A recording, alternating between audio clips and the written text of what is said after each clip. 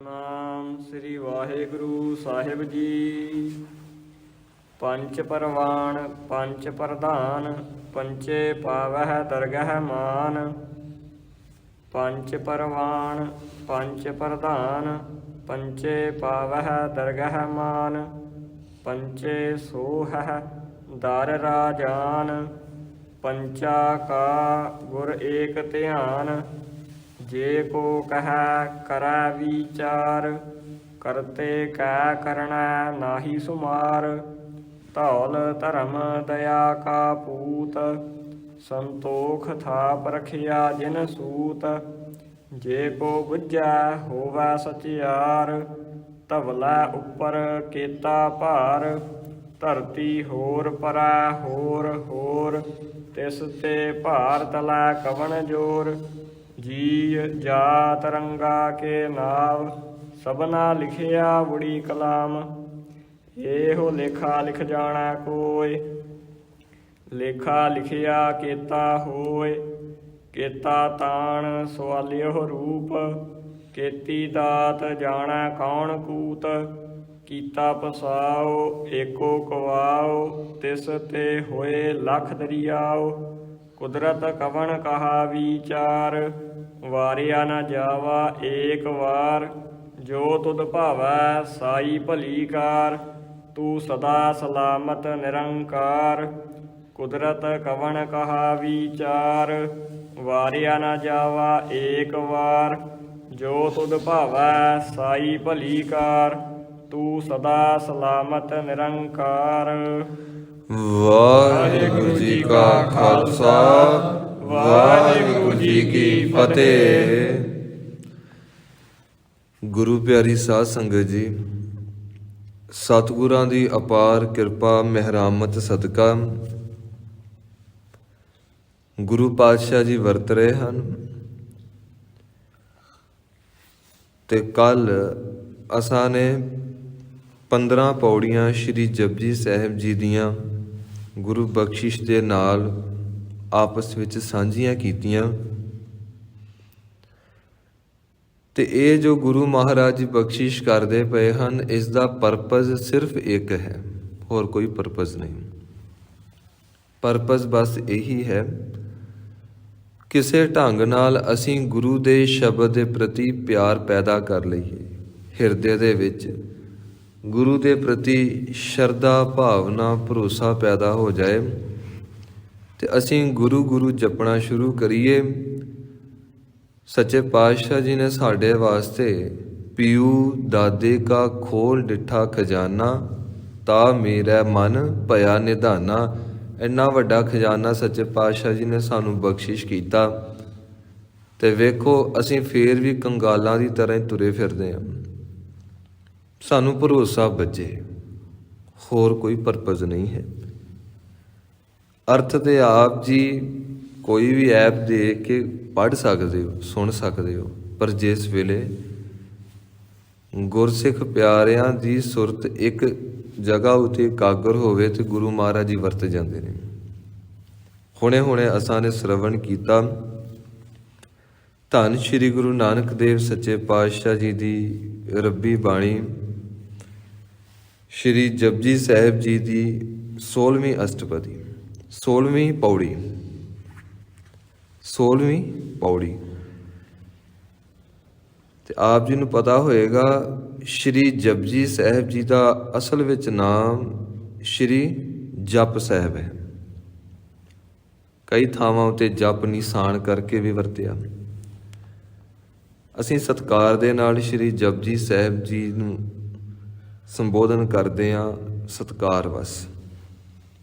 ਜਪਜੀ ਜਪ ਦੇ ਨਾਲ ਜੀ ਸ਼ਬਦ ਲਾ ਕੇ। ਹੁਣ ਅਸੀਂ ਅਨੇਕਾਂ ਵਾਰ ਇਹ ਸ਼ਬਦ ਪੜ੍ਹਿਆ, ਪੰਚ ਪਰਵਾਨ ਪੰਚ ਪ੍ਰਧਾਨ। ਇੱਥੇ ਪੰਚ ਦਾ ਅਰਥ ਹੈ, ਜੋ ਪਿੱਛੇ ਅਸਾਂ ਨੇ ਪੌੜੀਆਂ ਨੂੰ ਵਿਚਾਰਿਆ ਨਾ, ਸੁਣਿਆ ਦੀਆਂ ਪੌੜੀਆਂ ਆਈਆਂ 4। ਇਸ ਅਵਸਥਾ ਨੂੰ ਜਿਨ੍ਹਾਂ ਨੇ ਪ੍ਰਾਪਤ ਕੀਤਾ, ਫਿਰ ਮੰਨਣ ਦੀ ਅਵਸਥਾ ਪ੍ਰਾਪਤ ਹੋਈ। ਜਿਸ ਵੇਲੇ ਸਰੋਤ ਪੱਕੀ ਹੋ ਜਾਏ, ਵਿਸ਼ਵਾਸ ਪੱਕਾ ਹੋ ਜਾਏ, ਹਿਰਦਾ ਪਰਪੱਕਤਾ ਦੇ ਵਿੱਚ ਸ਼ਰਧਾ ਭਾਵਨਾ ਨਾਲ ਜੁੜ ਜਾਏ, ਫਿਰ ਜਾ ਕੇ ਇਹ ਪੰਜ ਪ੍ਰਵਾਨ ਵਾਲੀ ਅਵਸਥਾ ਹੁੰਦੀ ਹੈ। ਗੁਰਬਾਣੀ ਦਾ ਇੱਕ ਇੱਕ ਹਰੂਫ ਅਵਸਥਾ ਹੈ।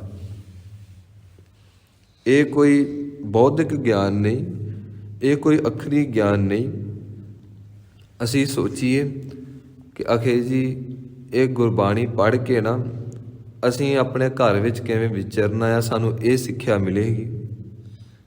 ਸੰਸਾਰ ਦੇ ਵਿੱਚ ਵਿਚਰਨ ਦੀ ਸਿੱਖਿਆ ਤੇ ਮਿਲੇਗੀ, ਪਰ ਅਸਲ ਵਿੱਚ ਗੁਰਬਾਣੀ ਇਸ ਕਰਕੇ ਹੈ ਕਿ ਤੂੰ ਰੱਬ ਹੋਣਾ ਹੈ, ਤੇਰਾ ਭਵਿੱਖ ਰੱਬ ਹੋਣਾ ਹੈ, ਪਰਮੇਸ਼ਵਰ ਵਿੱਚ ਲੀਨ ਹੋਣਾ ਹੈ।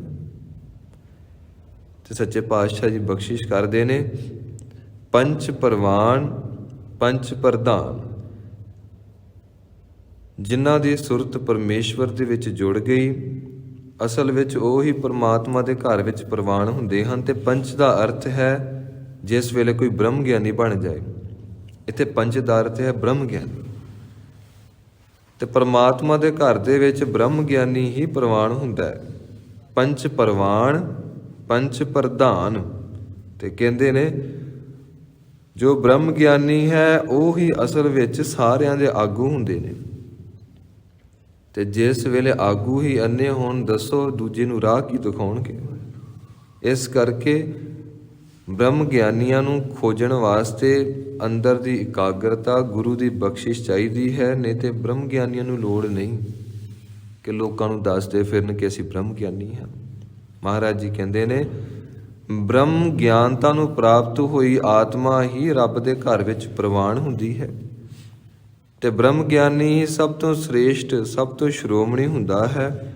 ਅੱਗੇ ਮਹਾਰਾਜ ਜੀ ਨੇ ਬਖਸ਼ਿਸ਼ ਕੀਤੀ, ਪੰਚੇ ਪਾਵਹਿ ਦਰਗਹਿ ਮਾਨ।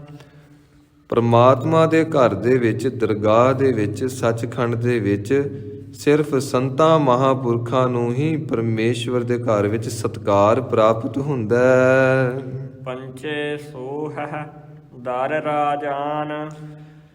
ਤੇ ਰਾਜ ਦਰਬਾਰ ਜੋ ਸ੍ਰਿਸ਼ਟੀ ਦੇ ਵਿੱਚ ਹਨ, ਉੱਥੇ ਵੀ ਪੰਜ ਜਨਾਂ ਦੀ ਹੀ ਸ਼ੋਭਾ ਹੁੰਦੀ ਹੈ। ਕਹਿਣ ਦਾ ਅਰਥ ਜੋ ਪੂਰਨ ਬ੍ਰਹਮ ਗਿਆਨੀ ਹੋ ਚੁੱਕੇ ਹਨ ਤੇ ਰੱਬ ਦੇ ਘਰ ਦੇ ਵਿੱਚ ਵੀ, ਕਿਉਂਕਿ ਇੱਕ ਰਾਜ ਦਰਬਾਰ ਸ੍ਰਿਸ਼ਟੀ ਦੇ ਵਿੱਚ ਹਨ, ਇਸ ਮ੍ਰਿਤ ਮੰਡਲ ਵਿੱਚ, ਇਸ ਧਰਤੀ ਦੇ ਉੱਤੇ। ਤੇ ਸਭ ਤੋਂ ਵੱਡਾ ਦਰਬਾਰ ਹੈ ਸੱਚਖੰਡ, ਜਿੱਥੇ ਪਰਮੇਸ਼ਵਰ ਨਿਆਂ ਕਰਦਾ ਹੈ। ਤੇ ਜੋ ਸੰਤ ਮਹਾਪੁਰਸ਼ ਹਨ ਉਹ ਰਾਜ ਦਰਬਾਰਾਂ ਦੇ ਵਿੱਚ, ਸੱਚਖੰਡ ਦੇ ਵਿੱਚ ਸ਼ੋਭਾ ਪ੍ਰਾਪਤ ਕਰਦੇ ਹਨ, ਉਹਨਾਂ ਨੂੰ ਸਤਿਕਾਰ ਮਿਲਦਾ ਹੈ। ਪੰਚਾ ਕਾ ਗੁਰ ਏਕ ਧਿਆਨ। ਹੁਣ ਸਭ ਤੋਂ ਵੱਡੀ ਗੱਲ ਇਹ ਹੈ ਕਿ ਜੋ ਸੰਤ ਮਹਾਪੁਰਸ਼ ਹਨ ਉਹਨਾਂ ਦਾ ਨਿਸ਼ਾਨਾ ਸਿਰਫ ਇੱਕ ਹੁੰਦਾ ਹੈ। ਨਿਸ਼ਾਨਾ ਕੀ ਇੱਕ ਹੁੰਦਾ ਹੈ? ਗੁਰੂ ਦੇ ਸ਼ਬਦ ਦੇ ਵਿੱਚ ਹਰ ਵੇਲੇ ਸੁਰਤ ਲੱਗੀ ਰਹਿੰਦੀ ਹੈ, ਉਹਨਾਂ ਦਾ ਧਿਆਨ ਇੱਧਰ ਉੱਧਰ ਖਿੰਡਦਾ ਨਹੀਂ। ਪੰਚਾ ਕਾ ਗੁਰ ਏਕ ਧਿਆਨ। ਸਿਰਫ ਗੁਰੂ ਹੀ ਨਿਸ਼ਾਨਾ ਹੈ, ਗੁਰੂ ਦੇ ਹੁਕਮ ਨੂੰ ਮੰਨਣਾ ਹੀ ਜ਼ਿੰਦਗੀ ਦਾ ਲਕਸ਼ ਹੈ। ਤੇ ਕਹਿੰਦੇ ਨੇ ਉਹਨਾਂ ਦਾ ਧਿਆਨ ਇਤਨਾ ਕੁ ਪਰਪੱਕ ਹੋ ਗਿਆ, ਗੁਰੂ ਦੇ ਸ਼ਬਦ ਦੇ ਵਿੱਚ ਹਰ ਦਮ ਹੀ ਜੁੜੇ ਰਹਿੰਦੇ ਹਨ। ਜੇ ਕੋ ਕਹੈ ਕਰੈ ਵਿਚਾਰ। ਜੇਕਰ ਕੋਈ ਇਸ ਗੱਲ ਦੀ ਵਿਚਾਰ ਕਰੇ ਕਿ ਸੰਤਾਂ ਮਹਾਪੁਰਸ਼ਾਂ ਦਾ ਜੀਵਨ ਕੈਸਾ ਹੈ, ਕਰਤੇ ਕੈ ਕਰਣਾ ਨਾਹੀ ਸੁਮਾਰ। ਤੇ ਉਸ ਪਰਮੇਸ਼ਵਰ ਦੀ ਕੁਦਰਤ ਦਾ ਕੋਈ ਵੀ ਲੇਖਾ ਨਹੀਂ ਪਾ ਸਕਦਾ। ਉਸ ਪਰਮੇਸ਼ਵਰ ਦੀ ਕੁਦਰਤ ਨੂੰ ਕੋਈ ਵੀ ਬਿਆਨ ਨਹੀਂ ਕਰ ਸਕਦਾ। ਤੇ ਫਿਰ ਬ੍ਰਹਮ ਗਿਆਨੀ ਨੂੰ ਬਿਆਨ ਕੋਈ ਕਿਵੇਂ ਕਰ ਲਏਗਾ? ਕੁਦਰਤ ਪਰਮੇਸ਼ਵਰ ਵੱਲੋਂ ਸਿਰਜੀ ਹੋਈ ਇੱਕ ਦਾਤ ਹੈ। ਤੇ ਪਰਮੇਸ਼ਵਰ ਕੁਦਰਤ ਨੂੰ ਸਿਰਜ ਕੇ ਉਹਦੇ ਵਿੱਚ ਬਿਰਾਜਮਾਨ ਹੋ ਗਿਆ। ਤੇ ਜੋ ਬ੍ਰਹਮ ਗਿਆਨੀ ਹੈ ਉਹ ਤੇ ਪਰਮੇਸ਼ਵਰ ਦੇ ਵਿੱਚ ਲੀਨ ਹੋ ਗਿਆ। ਉਹਦੀ ਸਿਫਤ ਕੀ ਕੀਤੀ ਜਾ ਸਕਦੀ ਹੈ? ਧੌਲ ਧਰਮ ਦਇਆ ਕਾ ਪੂਤ। ਅਸੀਂ ਸੁਣਿਆ ਹੈ ਕਿ ਸ੍ਰਿਸ਼ਟੀ ਨੂੰ ਥੰਮਿਆ ਹੈ ਕਿ ਚਿੱਟੇ ਬਲਦ ਨੇ। ਤੇ ਸੱਚੇ ਪਾਤਸ਼ਾਹ ਜੀ ਕਹਿੰਦੇ ਨੇ ਕਿ ਅਸਲ ਵਿੱਚ ਉਹ ਜੋ ਬਲਦ ਹੈ ਨਾ, ਉਹ ਹੈ ਧਰਮ ਦਾ। ਧੌਲ ਧਰਮ ਦਇਆ ਕਾ ਪੂਤ। ਇੱਥੇ ਅਸੀਂ ਅਲਫਾਜ਼ ਦਇਆ ਵਰਤਾਂਗੇ। ਅਸੀਂ ਅਕਸਰ ਦਇਆ ਸ਼ਬਦ ਵਰਤਦੇ ਹਾਂ, ਪਰ ਮਹਾਰਾਜ ਜੀ ਕਹਿੰਦੇ ਨੇ ਇਹਨੂੰ ਧਿਆਨ ਨਾਲ ਦੇਖ। ਧੌਲ ਧਰਮ ਦਇਆ ਕਾ ਪੂਤ। ਦਇਆ ਮਾਂ ਹੈ ਤੇ ਧਰਮ ਉਹਦਾ ਪੁੱਤਰ ਹੈ। ਤੇ ਜੇਕਰ ਅਸੀਂ ਧਰਮੀ ਹਾਂ ਤੇ ਸਾਡੇ ਹਿਰਦੇ ਦੇ ਵਿੱਚ ਕਰੁਣਾ ਪੈਦਾ ਹੋਏਗੀ, ਸਾਡੇ ਹਿਰਦੇ ਦੇ ਵਿੱਚ ਪਰਮੇਸ਼ਵਰ ਦੇ ਪ੍ਰਤੀ ਸਤਿਕਾਰ ਪੈਦਾ ਹੋਏਗਾ ਤੇ ਉਹ ਜੋ ਕਣ ਕਣ ਵਿੱਚ ਵਸ ਰਿਹਾ ਹੈ ਸਾਰਿਆਂ ਦੇ ਪ੍ਰਤੀ ਸਾਡੇ ਹਿਰਦੇ ਦੇ ਵਿੱਚ ਤਰਸ ਭਾਵ ਆਏਗਾ, ਦਇਆ ਭਾਵ ਆਏਗਾ। ਕਿਉਂਕਿ ਜੇ ਮਾਂ ਨਹੀਂ ਤੇ ਦੱਸੋ ਪੁੱਤਰ ਕਿਵੇਂ, ਜੇਕਰ ਦਇਆ ਮਾਂ ਨਹੀਂ ਤੇ ਦੱਸੋ ਧਰਮ ਕਿਵੇਂ। ਧਰਮੀ ਬੰਦਾ ਕਦੀ ਵੀ ਕਿਸੇ ਨੂੰ ਚੋਟ ਨਹੀਂ ਪਹੁੰਚਾਉਂਦਾ, ਤੇ ਜੇ ਚੋਟ ਪਹੁੰਚਾਵੇ ਤਾਂ ਫਿਰ ਉਹ ਧਰਮੀ ਨਹੀਂ। ਸੰਤੋਖ ਥਾਪ ਰਖਿਆ ਜਿਨ ਸੂਤ, ਤੇ ਇਸ ਧਰਮ ਨੇ ਆਪਣੀ ਮਰਿਆਦਾ ਅਨੁਸਾਰ ਸੰਤੋਖ ਨੂੰ ਜਨਮ ਦਿੱਤਾ। ਜੇ ਕੋ ਬੁੱਝੈ ਹੋਵੈ ਸਚਿਆਰ, ਸੱਚੇ ਪਾਤਸ਼ਾਹ ਜੀ ਬਖਸ਼ਿਸ਼ ਕਰਦੇ ਹਨ ਕਿ ਜੇਕਰ ਕੋਈ ਗੁਰੂ ਦੇ ਸ਼ਬਦ ਨੂੰ ਜਪ ਕੇ ਗੁਰੂ ਦੇ ਹੁਕਮ ਨੂੰ ਸੱਤ ਕਰਕੇ ਅਭਿਆਸ ਵਿੱਚ ਜੁੜ ਜਾਏ, ਗੁਰੂ ਦੇ ਅੱਗੇ ਅਰਦਾਸਾਂ ਤਰਲੇ ਕਰੇ, ਫਿਰ ਉਹ ਇਸ ਅਵਸਥਾ ਨੂੰ ਪ੍ਰਾਪਤ ਹੋਏਗਾ। ਫਿਰ ਉਹਦੇ ਅੰਦਰ ਪ੍ਰਕਾਸ਼ ਹੋਏਗਾ। ਸਚਿਆਰ ਦਾ ਅਰਥ ਹੈ ਉਹਦੇ ਅੰਦਰ ਪ੍ਰਕਾਸ਼ ਹੋ ਜਾਣ ਦੀ ਅਵਸਥਾ। ਤੇ ਜੇ ਕੋ ਬੁੱਝੈ, ਇੱਥੇ ਬੱਬੇ ਨੂੰ ਔਂਕੜ ਤੇ ਉੱਤੇ ਅਧਕ ਪਏਗਾ। ਜੇ ਕੋ ਬੁੱਝੈ ਹੋਵੈ ਸਚਿਆਰ, ਜੇ ਕੋਈ ਇਸ ਅਵਸਥਾ ਨੂੰ ਪ੍ਰਾਪਤ ਕਰ ਲਵੇ ਉਹ ਹੀ ਸਚਿਆਰ ਹੋ ਸਕਦਾ ਹੈ। ਇੱਥੇ ਬੁੱਝੇ ਦਾ ਅਰਥ ਦਿਮਾਗੀ ਤੌਰ ਤੇ ਬੁੱਝਣਾ ਨਹੀਂ ਹੈ।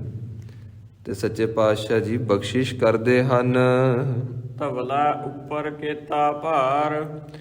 ਮਹਾਰਾਜ ਜੀ ਫਰਮਾਉਂਦੇ ਹਨ ਕਿ ਪੌਰਾਣਿਕ ਮਿੱਥ ਹੈ ਕਿ ਇਸ ਧਰਤੀ ਨੂੰ ਇੱਕ ਚਿੱਟੇ ਬਲਦ ਨੇ ਚੱਕਿਆ ਹੈ। ਮਹਾਰਾਜ ਜੀ ਕਹਿੰਦੇ ਨੇ ਕਿ ਚਲੋ ਜੇ ਮੰਨ ਵੀ ਲਿਆ ਜਾਵੇ ਕਿ ਇਸ ਧਰਤੀ ਨੂੰ ਚਿੱਟੇ ਬਲਦ ਨੇ ਚੱਕਿਆ ਹੈ, ਧਰਤੀ ਹੋਰ ਪਰਾ ਹੋਰ ਹੋਰ। ਧਰਤੀ ਇੱਕ ਤਾਂ ਹੈ ਨਹੀਂ, ਅਨੇਕਾਂ ਧਰਤੀਆਂ ਨੇ। ਤੇ ਜੇਕਰ ਇਸ ਧਰਤੀ ਨੂੰ ਕਿਸੇ ਬਲਦ ਨੇ ਚੱਕਿਆ ਤੇ ਉਹਦੇ ਥੱਲੇ ਵੀ ਕੋਈ ਨਾ ਕੋਈ ਬਲਦ ਹੋਵੇਗਾ। ਤਿਸ ਤੇ ਭਾਰ ਤਲੈ ਕਵਣ ਜੋਰ। ਤੇ ਜੇ ਅਸੀਂ ਇਸ ਢੰਗ ਦੇ ਨਾਲ ਗਿਣਤੀ ਕਰੀਏ ਕਿ ਇਸ ਧਰਤੀ ਨੂੰ ਇੱਕ ਚਿੱਟੇ ਬਲਦ ਨੇ ਆਪਣੇ ਸਿੰਗਾਂ ਤੇ ਚੁੱਕਿਆ ਹੈ, ਤੇ ਉਸ ਬਲਦ ਨੂੰ ਆਸਰੇ ਵਾਸਤੇ ਇੱਕ ਹੋਰ ਧਰਤੀ ਚਾਹੀਦੀ ਹੈ, ਤੇ ਫਿਰ ਅੱਗੇ ਉਸ ਧਰਤੀ ਨੂੰ ਆਸਰੇ ਵਾਸਤੇ ਥੱਲੇ ਹੋਰ ਬਲਦ ਚਾਹੀਦਾ ਹੈ ਜਿਨਨੇ ਆਪਣੇ ਸਿੰਗਾਂ ਉੱਤੇ ਉਸ ਧਰਤੀ ਨੂੰ ਚੁੱਕਿਆ। ਮਹਾਰਾਜ ਜੀ ਕਹਿੰਦੇ ਨੇ ਇਸ ਢੰਗ ਦੇ ਨਾਲ ਜੇ ਗਿਣਤੀ ਕਰੀਏ ਇਸ ਹਿਸਾਬ ਨਾਲ ਤੇ ਨਾ ਬਲਦ ਮੁੱਕਣੇ ਨੇ, ਨਾ ਬਲਦਾਂ ਦੀ ਗਿਣਤੀ ਮੁੱਕਣੀ, ਨਾ ਧਰਤੀਆਂ ਦੀ ਗਿਣਤੀ ਮੁੱਕਣੀ ਹੈ। ਤੇ ਮਹਾਰਾਜ ਜੀ ਕਹਿੰਦੇ ਨੇ ਕਿ ਇਹ ਸਿਰਫ ਪੌਰਾਣਿਕ ਮਿੱਥ ਹੈ। ਅਸੀਂ ਅਨੇਕਾਂ ਹਿੰਦੂ ਧਰਮ ਦੇ ਗ੍ਰੰਥਾਂ ਵਿੱਚ ਦੇਖਦੇ ਹਾਂ, ਉਹ ਕਹਿੰਦੇ ਨੇ ਕਿ ਭੁਚਾਲ ਜਿਸ ਵੇਲੇ ਆਉਂਦਾ ਹੈ ਨਾ, ਅਰਥਕੁਏਕ ਆਉਂਦਾ ਹੈ, ਜਿਸ ਵੇਲੇ ਬਲਦ ਦਾ ਇੱਕ ਸਿੰਗ ਥੱਕ ਜਾਂਦਾ ਹੈ ਕਿ ਭਾਰ ਜ਼ਿਆਦਾ ਹੀ ਪੈ ਗਿਆ, ਕੁਝ ਹੁਣ ਚੇਂਜ ਕਰ ਲਈਏ। ਜਿਸ ਵੇਲੇ ਉਹ ਚਿੱਟਾ ਧੌਲਾ ਬਲਦ ਆਪਣੇ ਇੱਕ ਸਿੰਗ ਤੋਂ ਭਾਰ ਚੁੱਕ ਕੇ ਦੂਜੇ ਸਿੰਗ ਤੇ ਟਿਕਾਉਂਦਾ, ਕਹਿੰਦੇ ਨੇ ਅਰਥਕੁਏਕ ਹੁੰਦਾ। ਉਸ ਵੇਲੇ ਭੁਚਾਲ ਹੁੰਦਾ ਹੈ, ਉਸ ਵੇਲੇ ਧਰਤੀ ਉੱਤੇ ਹਲਚਲ ਹੁੰਦੀ ਹੈ। ਸੱਚੇ ਪਾਤਸ਼ਾਹ ਜੀ ਕਹਿੰਦੇ ਨੇ ਐਸੀ ਕੋਈ ਬਾਤ ਨਹੀਂ। ਅਸਲ ਵਿੱਚ ਕਣ ਕਣ ਵਿੱਚ ਸਾਰੀਆਂ ਧਰਤੀਆਂ ਤੇ ਖੰਡਾਂ ਬ੍ਰਹਿਮੰਡਾਂ ਨਕਸ਼ਤਰ ਤਾਰੇ ਸਿਆਰਿਆਂ ਨੂੰ ਟਿਕਾਉਣ ਵਾਲਾ ਸਿਰਫ ਪਰਮੇਸ਼ਵਰ ਦਾ ਹੁਕਮ ਹੈ, ਪਰਮੇਸ਼ਵਰ ਦੀ ਸ਼ਕਤੀ ਹੈ। ਅਸਲ ਵਿੱਚ ਕੋਈ ਚਿੱਟਾ ਬਲਦ ਨਹੀਂ ਹੈ। ਜੀ ਜਾਤ ਰੰਗਾ ਕੇ ਨਾਵ।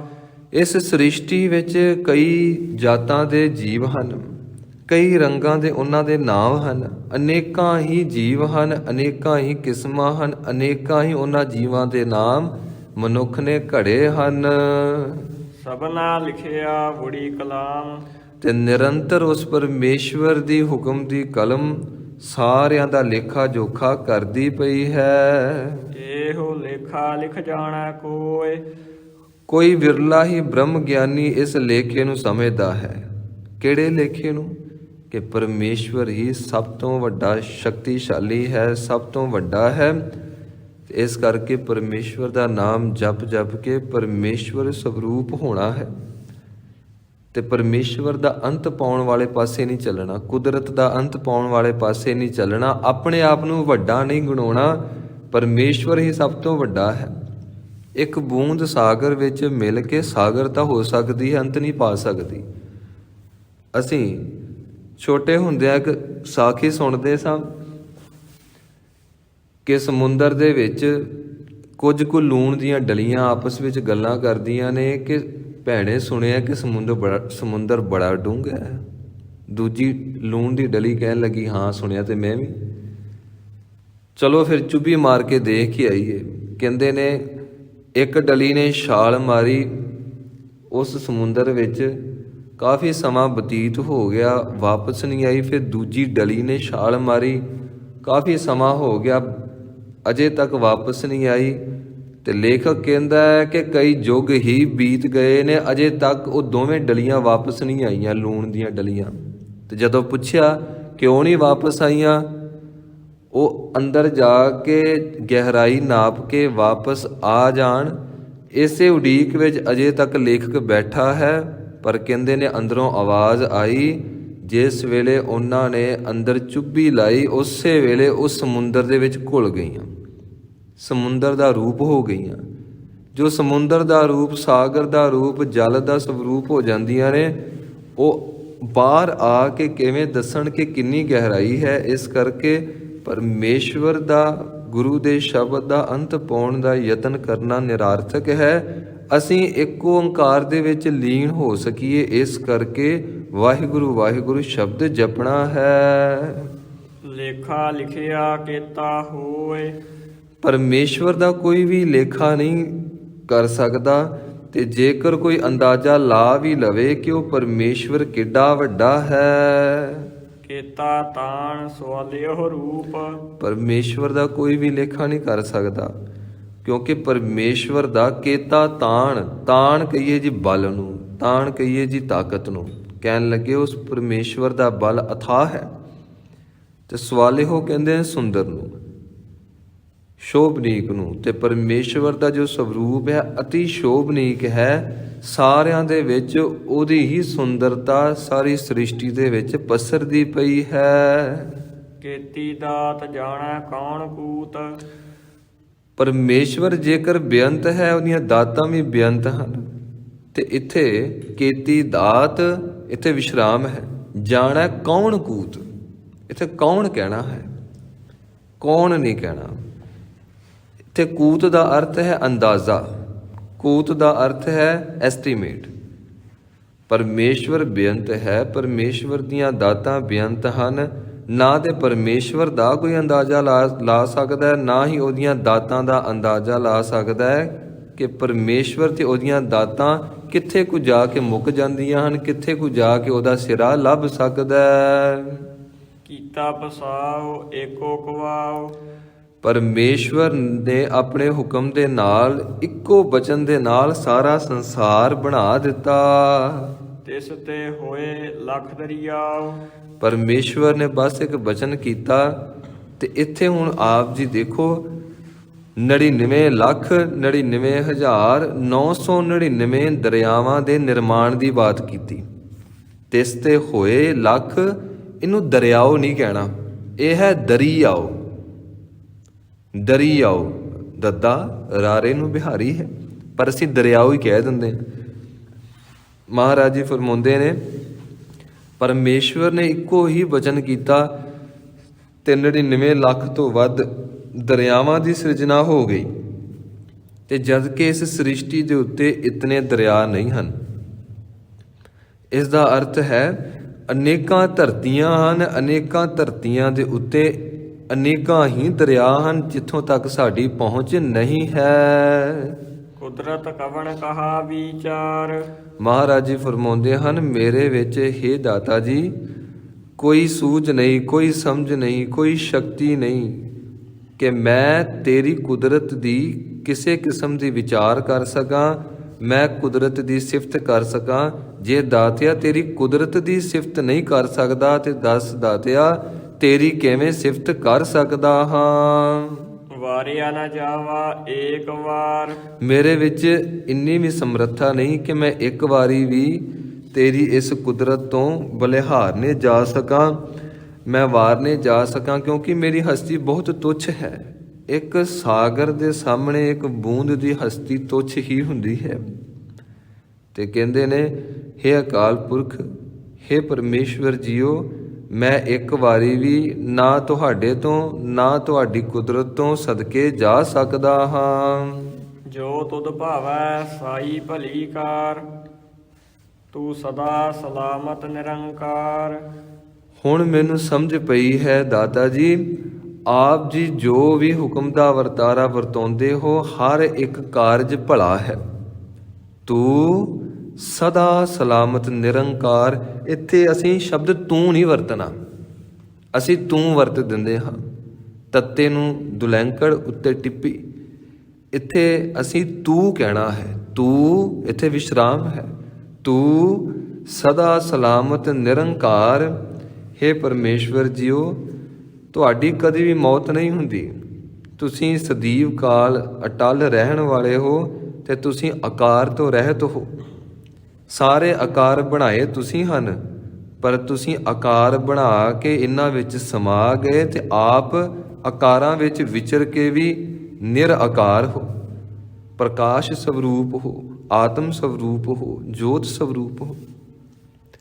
ਤੇ ਜੇ ਅਸੀਂ ਹੁਣ ਇਹ ਕਹੀਏ ਕਿ ਦੇਖੋ ਮਹਾਰਾਜ ਜੀ ਨੇ ਕਹਿ ਦਿੱਤਾ ਕਿ ਜੋ ਤੁਧ ਭਾਵੈ ਸਾਈ ਭਲੀ ਕਾਰ, ਇਹਨੂੰ ਸਾਈ ਨਹੀਂ ਕਹਿਣਾ, ਸਾਈ ਹੀ ਕਹਿਣਾ, ਨਹੀਂ ਤੇ ਅਰਥ ਦਾ ਅਨਰਥ ਹੋ ਜਾਏਗਾ। ਜੋ ਤੁਧ ਭਾਵੈ ਸਾਈ ਭਲੀ ਕਾਰ, ਤੂੰ ਸਦਾ ਸਲਾਮਤ ਨਿਰੰਕਾਰ। ਇੱਕ ਅਵਸਥਾ ਹੈ ਜਿਸ ਅਵਸਥਾ ਤੇ ਜਾ ਕੇ ਮੌਤ ਵੀ ਸਾਈ ਭਲੀ ਕਾਰ ਪ੍ਰਤੀਤ ਹੁੰਦੀ ਹੈ। ਜਿਸ ਅਵਸਥਾ ਤੇ ਜਾ ਕੇ ਬੰਦ ਕੱਟਿਆ ਜਾਣਾ ਵੀ ਸਾਈ ਭਲੀ ਕਾਰ ਪ੍ਰਤੀਤ ਹੁੰਦੀ ਹੈ। ਜਿਸ ਅਵਸਥਾ ਤੇ ਜਾ ਕੇ ਭੁੱਖ ਦੁੱਖ ਉਹ ਵੀ ਉਹਦੀ ਦਾਤ ਪ੍ਰਤੀਤ ਹੁੰਦੀ ਹੈ। ਦਾਸ ਫਿਰ ਤੋਂ ਬੇਨਤੀ ਕਰੇ, ਅਵਸਥਾਵਾਂ ਦਾ ਜ਼ਿਕਰ ਹੈ। ਕੇਤਿਆ ਦੁੱਖ ਭੂਖ ਸਦ ਮਾਰ, ਇਹ ਬੇਦਾਤ ਤੇਰੀ ਦਾਤਾ। ਪਰ ਸਾਡੀ ਅਵਸਥਾ ਇਹੋ ਜਿਹੀ ਹੈ, ਸਾਡੇ ਸਿਰ ਤੇ ਥੋੜਾ ਜਿਹਾ ਕਰਜ਼ਾ ਚੜਿਆ, ਸਾਨੂੰ ਥੋੜੀ ਤਕਲੀਫ ਹੋਈ, ਸਰੀਰਕ ਰੋਗ ਲੱਗਾ, ਉਸੇ ਵੇਲੇ ਸਾਡੀਆਂ ਚੀਕਾਂ ਨਿਕਲ ਜਾਂਦੀਆਂ। ਇਹਦਾ ਅਰਥ ਇਹ ਹੈ ਕਿ ਪੜਨ ਵਾਲਿਆ ਤੂੰ ਪੜ੍ਹ ਤੇ ਲਿਆ, ਜੋ ਤੁਧ ਭਾਵੈ ਸਾਈ ਭਲੀ ਕਾਰ। ਅਜੇ ਇਹ ਰੰਗ ਮਾਣਿਆ ਨਹੀਂ, ਅਜੇ ਇਹ ਅਵਸਥਾ ਤੂੰ ਜਾਣੀ ਨਹੀਂ, ਅਜੇ ਤੂੰ ਆਤਮਿਕ ਪੱਧਰ ਤੇ ਇਸ ਅਵਸਥਾ ਵਿੱਚ ਜਿਉਂਦਾ ਨਹੀਂ। ਤੇ ਜਿਸ ਵੇਲੇ ਜੀਵੇਂਗਾ ਉਸ ਵੇਲੇ ਤੈਨੂੰ ਜਨਮ ਤੇ ਮਰਨ ਇੱਕੋ ਜਿਹਾ ਪ੍ਰਤੀਤ ਹੋਏਗਾ। ਉਸ ਵੇਲੇ ਤੈਨੂੰ ਸ੍ਰਿਸ਼ਟੀ ਦੇ ਵਿੱਚ ਜੋ ਕੁਝ ਵੀ ਵਰਤਾਰਾ ਵਰਤ ਰਿਹਾ ਹੈ ਸਾਰਿਆਂ ਦੇ ਵਿੱਚ ਤੈਨੂੰ ਇੰਜ ਮਹਿਸੂਸ ਹੋਏਗਾ, ਜੋ ਤੁਧ ਭਾਵੈ, ਹੇ ਮੇਰੇ ਮਾਲਕ ਜੀ, ਜੇ ਤੁਹਾਨੂੰ ਚੰਗਾ ਲੱਗਾ ਤੇ ਉਹ ਚੀਜ਼ ਹੁਣ ਮੈਨੂੰ ਵੀ ਚੰਗੀ ਲੱਗੀ। ਪਰ ਜੋ ਪਰਮੇਸ਼ਵਰ ਨੂੰ ਚੰਗੀ ਲੱਗਦੀ ਚੀਜ਼ ਸਾਨੂੰ ਤੇ ਚੰਗੀ ਲੱਗਦੀ ਨਹੀਂ। ਕਿਉਂਕਿ ਸਾਨੂੰ ਬਚਪਨਾ ਚੰਗਾ ਲੱਗਾ, ਪਰ ਪਰਮੇਸ਼ਵਰ ਨੇ ਜਵਾਨੀ ਬਖਸ਼ਤੀ।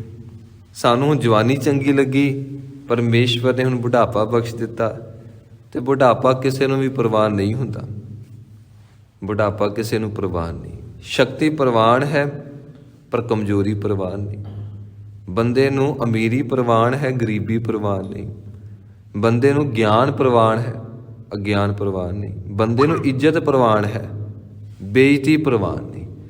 ਤੇ ਸੱਚੇ ਪਾਤਸ਼ਾਹ ਜੀ ਨੇ ਬਖਸ਼ਿਸ਼ ਕੀਤੀ, ਜਿਸ ਵੇਲੇ ਕਿਰਪਾ ਵਰਤਦੀ ਹੈ ਤੇ ਉਸ ਵੇਲੇ ਇੰਜ ਲੱਗਦਾ ਹੈ ਜੋ ਕੁਝ ਵੀ ਵਰਤ ਰਿਹਾ, ਜੋ ਕੁਝ ਵੀ ਮਿਲ ਰਿਹਾ, ਹਰ ਚੀਜ਼ ਪਰਮੇਸ਼ਵਰ ਦੀ ਆਗਿਆ ਵਿੱਚ ਹੈ ਤੇ ਮੈਨੂੰ ਚੰਗੀ ਲੱਗਦੀ ਹੈ। ਅਸੰਖ ਜਪ ਅਸੰਖ ਭਾਉ।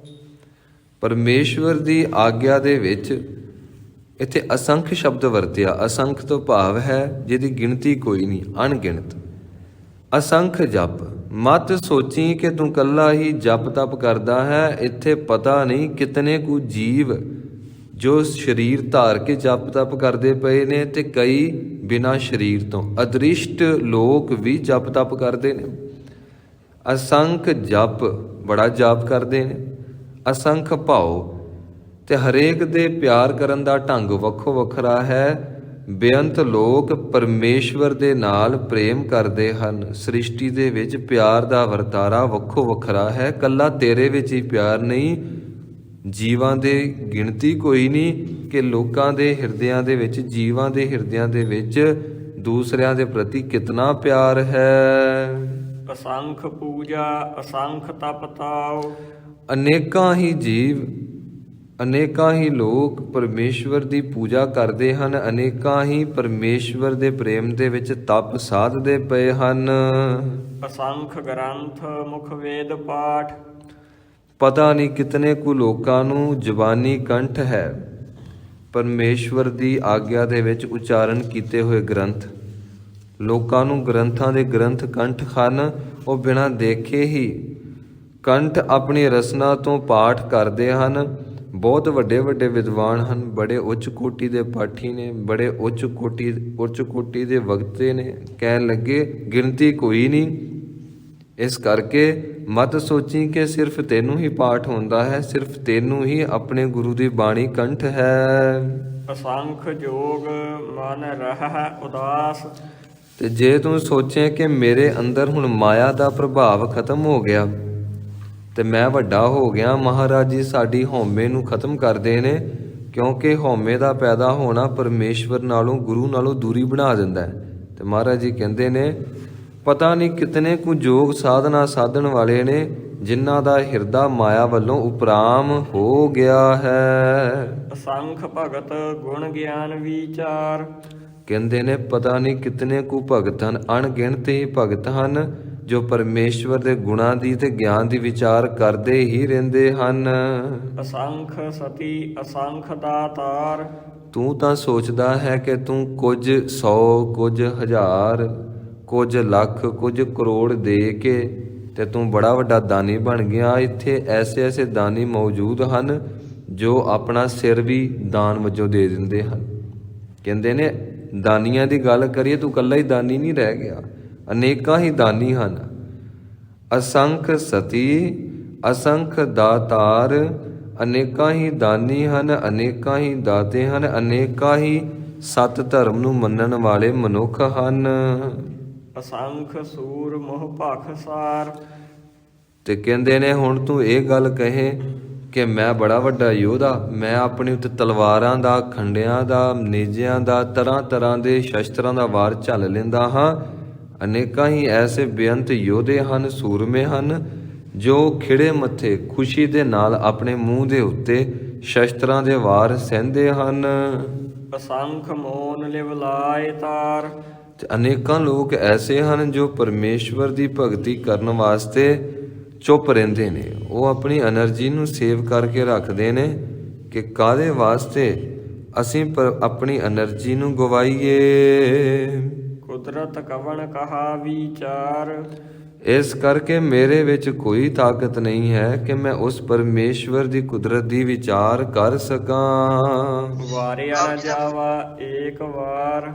ਮੈਂ ਇੱਕ ਵਾਰੀ ਵੀ ਪਰਮੇਸ਼ਵਰ ਤੋਂ ਸਦਕੇ ਨਹੀਂ ਜਾ ਸਕਦਾ। ਜੋ ਤੁਧ ਭਾਵੈ ਸਾਈ ਭਲੀ ਕਾਰ। ਇਸ ਕਰਕੇ ਜੋ ਪਰਮੇਸ਼ਵਰ ਜੀ ਵਰਤਾਰਾ ਵਰਤਾਉਂਦੇ ਹਨ ਉਹੀ ਕਾਰ ਭਲੀ ਹੈ।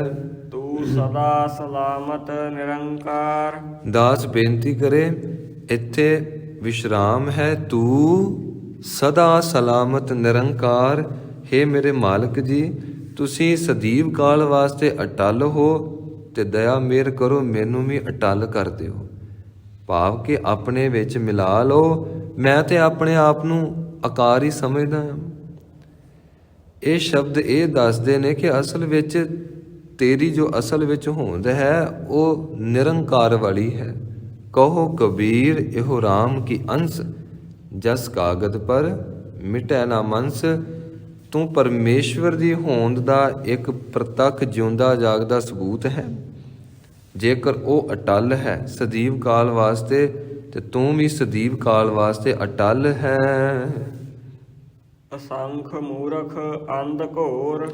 ਪਰਮੇਸ਼ਵਰ ਦੀ ਇਸ ਸ੍ਰਿਸ਼ਟੀ ਦੇ ਵਿੱਚ ਅਨੇਕਾਂ ਹੀ ਲੋਕ ਐਸੇ ਹਨ ਜੋ ਘੁੱਪ ਹਨੇਰੇ ਵਿੱਚ ਜਿਉਂਦੇ ਹਨ, ਜਿਨ੍ਹਾਂ ਨੂੰ ਗੱਲ ਕਰਨ ਦਾ ਨਹੀਂ ਪਤਾ ਲੱਗਦਾ। ਅਨੇਕਾਂ ਲੋਕ ਐਸੇ ਨੇ ਜਿਨ੍ਹਾਂ ਨੇ ਮੂੰਹ ਹੀ ਅੱਗੇ ਰੱਖਿਆ ਹੈ। ਮੂਰਖ ਦਾ ਅਰਥ ਹੈ ਮੂੰਹ ਰੱਖ, ਆਪਣਾ ਮੂੰਹ ਅੱਗੇ ਰੱਖਿਆ, ਗੁਰੂ ਨੂੰ ਸਨਮੁਖ ਨਹੀਂ ਰੱਖਿਆ। ਜਿਨ੍ਹਾਂ ਨੇ ਗੁਰੂ ਦੇ ਮੂੰਹ ਨੂੰ ਅੱਗੇ ਰੱਖਿਆ ਹੁੰਦਾ ਹੈ ਉਹਨੂੰ ਕਹਿੰਦੇ ਨੇ ਗੁਰਮੁਖ, ਤੇ ਜਿਨ੍ਹਾਂ ਨੇ ਆਪਣੇ ਮਨ ਦੀ ਮੱਤ ਦੇ ਮੂੰਹ ਨੂੰ ਅੱਗੇ ਰੱਖਿਆ ਹੁੰਦਾ ਉਹਨੂੰ ਕਹਿੰਦੇ ਨੇ ਮੂੰਹ ਰੱਖ। ਅਸੰਖ ਮੂਰਖ ਅੰਧ ਘੋਰ। ਕਹਿੰਦੇ ਨੇ ਗਿਣਤੀ ਕੋਈ ਨਹੀਂ ਕਿੰਨੇ ਕੁ ਸ੍ਰਿਸ਼ਟੀ ਦੇ ਵਿੱਚ ਘੁੱਪ ਹਨੇਰੇ ਵਿੱਚ ਜਿਉਣ ਵਾਲੇ ਮੂਰਖ ਹਨ। ਅਸੰਖ ਚੋਰ ਹਰਾਮਖੋਰ। ਅਨੇਕਾਂ ਹੀ ਲੋਕ ਹਨ ਜੋ ਪਰਾਇਆ ਮਾਲ ਖਾ ਖਾ ਕੇ ਚੋਰੀਆਂ ਕਰ ਕਰਕੇ ਆਪਣਾ ਜੀਵਨ ਬਤੀਤ ਕਰਦੇ ਹਨ। ਅਸੰਖ ਅਮਰ ਕਰ ਜਾਹਿ ਜੋਰ। ਅਨੇਕਾਂ ਲੋਕ ਐਸੇ ਹਨ ਜੋ ਦੂਜਿਆਂ ਦੇ ਉੱਤੇ ਧੱਕਾ ਕਰਦੇ ਹਨ, ਦੂਜਿਆਂ ਦੇ ਨਾਲ ਮੱਲੋ ਜੋਰੀ ਉਹਨਾਂ ਦੀਆਂ ਹਰ ਤਰ੍ਹਾਂ ਦੀਆਂ ਕੀਮਤੀ ਸ਼ੈਆਂ ਨੂੰ ਹਥਿਆਉਣ ਦੀ ਕੋਸ਼ਿਸ਼ ਕਰਦੇ ਹਨ। ਕਹਿੰਦੇ ਨੇ ਗਿਣਤੀ ਕੋਈ ਨਹੀਂ ਹੈ, ਤੂੰ ਸ਼ੁਕਰ ਕਰ, ਦਾਤੇ ਨੇ ਤੈਨੂੰ ਇੱਜ਼ਤ ਦਾ ਪ੍ਰਸ਼ਾਦਾ ਦਿੱਤਾ ਹੈ, ਦਾਤੇ ਨੇ ਤੈਨੂੰ ਸੂਝ ਸਮਝ ਬਖਸ਼ੀ ਹੈ। ਤੂੰ ਚੋਰੀ ਕਰਕੇ ਨਹੀਂ ਖਾਂਦਾ, ਤੂੰ ਲੋਕਾਂ ਕੋਲੋਂ ਲੁੱਟ ਕੇ ਨਹੀਂ ਖਾਂਦਾ, ਤੂੰ ਜਿਹੜੇ ਦੋ ਪ੍ਰਸ਼ਾਦੇ ਛਕਦਾ ਹੈ ਤੂੰ ਉਹਦਾ ਧੰਨਵਾਦ ਕਰ। ਅਨੇਕਾਂ ਲੋਕ ਐਸੇ ਨੇ ਜੋ ਧੱਕੇ ਨਾਲ ਅਗਲੇ ਕੋਲੋਂ ਖੋਹ ਕੇ ਖਾ ਲੈਂਦੇ ਨੇ, ਕਤਲ ਕਰ ਦਿੰਦੇ ਨੇ। ਦੇਖ ਤੇਰੇ ਤੇ ਕਿੰਨੀ ਬਖਸ਼ਿਸ਼ ਕੀਤੀ ਹੈ, ਤੂੰ ਫੇਰ ਸ਼ੁਕਰਾਨਾ ਨਹੀਂ ਕਰਦਾ, ਉਸ ਦਾਤੇ ਦਾ ਸ਼ੁਕਰਾਨਾ ਕਰ। ਅਸੰਖ ਗਲ ਵੱਢ ਹੱਤਿਆ ਕਮਾਹਿ। ਲੋਕਾਂ ਦੀ ਗਿਣਤੀ ਕੋਈ ਨਹੀਂ ਕਿ ਦੂਜੇ ਨੂੰ ਕਤਲ ਕਰਕੇ ਦੂਜੇ ਦਾ ਗਲਾ ਵੱਢ ਕੇ ਲੋਕ ਖੁਸ਼ ਹੁੰਦੇ ਹਨ, ਆਪਣੀ ਦੁਸ਼ਮਣੀ ਕੱਢਦੇ ਹਨ। ਸ਼ੁਕਰ ਕਰ ਤੂੰ ਅਜੇ ਤੱਕ ਐਸੀਆਂ ਹੱਤਿਆਵਾਂ ਨਹੀਂ ਕਮਾਈਆਂ, ਪਰਮੇਸ਼ਵਰ ਨੇ ਤੇਰੇ ਤੇ ਬੜੀ ਦਇਆ ਕੀਤੀ ਹੈ। ਅਸੰਖ ਪਾਪੀ ਪਾਪ ਕਰ ਜਾਹਿ। ਇਸ ਸ੍ਰਿਸ਼ਟੀ ਤੇ ਆ ਕੇ ਕਰਨੀ ਤਾਂ ਭਗਤੀ ਸੀ, ਆਪਣੇ ਗੁਰੂ ਦੇ ਸ਼ਬਦ ਨੂੰ ਜਪ ਜਪ ਕੇ ਗੁਰੂ ਸਵਰੂਪ ਹੋਣਾ ਸੀ, ਪਰਮੇਸ਼ਵਰ ਸਵਰੂਪ ਹੋਣਾ ਸੀ, ਫਿਰ ਸ੍ਰਿਸ਼ਟੀ ਤੋਂ ਜਾਣਾ ਸੀ। ਕਹਿੰਦੇ ਨੇ ਅਨੇਕਾਂ ਹੀ ਲੋਕ ਐਸੇ ਨੇ ਜਿਨ੍ਹਾਂ ਨੇ ਸ੍ਰਿਸ਼ਟੀ ਤੇ ਆ ਕੇ ਪਾਪ ਹੀ ਪਾਪ ਕਮਾਇਆ ਤੇ ਪਾਪਾਂ ਦੀਆਂ ਪੰਡਾਂ ਬਣ ਕੇ ਉਸ ਰੱਬ ਦੇ ਘਰ ਵਿੱਚ ਖੁਆਰ ਹੋਏ ਸੰਸਾਰ ਤੋਂ ਤੁਰ ਗਏ। ਅਸੰਖ ਕੂੜਿਆਰ ਕੂੜੇ ਫਿਰਾਹਿ। ਅਨੇਕਾਂ ਲੋਕ ਐਸੇ ਹਨ ਜਿਨ੍ਹਾਂ ਦੇ ਹਿਰਦੇ ਦੇ ਵਿੱਚ ਕਪਟ ਹੈ, ਜਿਨ੍ਹਾਂ ਦੇ ਹਿਰਦੇ ਦੇ ਵਿੱਚ ਝੂਠ ਹੈ, ਜਿਨ੍ਹਾਂ ਦੇ ਹਿਰਦੇ ਦੇ ਵਿੱਚ ਦੂਜੇ ਨੂੰ ਲੁੱਟਣਾ ਹੈ। ਕਹਿੰਦੇ ਨੇ ਗਿਣਤੀ ਕੋਈ ਨਹੀਂ ਹੈ।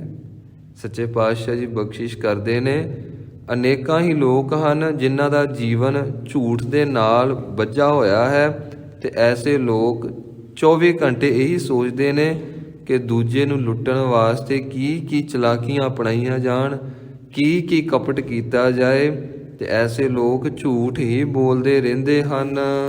ਅਸੰਖ ਮਲੇਛ ਮਲ ਭਖ ਖਾਹੇ। ਅਨੇਕਾਂ ਲੋਕ ਐਸੇ ਹਨ ਜਿਨ੍ਹਾਂ ਦੀ ਬੁੱਧੀ ਵਿਸ਼ੇ ਵਿਕਾਰਾਂ ਦੇ ਵਿੱਚ ਐਸੀ ਮਾਰੀ ਗਈ, ਐਸੀ ਮਲੇਸ਼ ਜੀਵਨ ਵਾਲੀ ਹੋ ਗਈ, ਐਸੀ ਗੰਦਗੀ ਨਾਲ ਭਰ ਗਈ, ਉਹ ਹਰ ਸਮੇਂ ਖਿਆਲਾਂ ਦੇ ਵਿੱਚ ਗੰਦਗੀ ਹੀ ਖਾਂਦੇ ਨੇ। ਉਹ ਬਾਹਰੋਂ ਵੀ ਗੰਦਗੀ ਖਾਂਦੇ ਨੇ, ਜਿਹੜੀਆਂ ਚੀਜ਼ਾਂ ਖਾਣ ਯੋਗ ਨਹੀਂ ਉਹ ਖਾਂਦੇ ਨੇ। ਦਾਸ ਬੇਨਤੀ ਕਰੇ ਜੀ, ਕੱਲ ਵੀ ਦਾਸ ਨੇ ਬੇਨਤੀ ਕੀਤੀ, ਸਾਡੀਆਂ ਅੱਖਾਂ ਵੀ ਖਾਂਦੀਆਂ ਨੇ। ਜੇ ਨੇਤਰਾਂ ਦੇ ਨਾਲ ਗੁਰੂ ਮਹਾਰਾਜ ਜੀ ਦੇ ਦਰਸ਼ਨ ਕੀਤੇ, ਮਹਾਂਪੁਰਖਾਂ ਦੇ ਦਰਸ਼ਨ ਕੀਤੇ, ਤਾਂ ਫਿਰ ਇਹ ਨੇਤਰ ਧੰਦਾ ਯੋਗ ਹਨ। ਤੇ ਜੇ ਨੇਤਰਾਂ ਦੇ ਨਾਲ ਪਰਾਇਆ ਤਨ ਤੇ ਪਰਾਇਆ ਧਨ ਦੇਖਿਆ ਤੇ ਲੁੱਟਣ ਦੀ ਅੰਦਰ ਇੱਛਾ ਹੈ, ਕਹਿੰਦੇ ਨੇ ਕਿ ਜੋ ਤੇਰੇ ਨੇਤਰ ਹਨ, ਤੇਰੇ ਨੇਤਰਾਂ ਨੇ ਗਲਤ ਭੋਜਨ ਛਕ ਲਿਆ।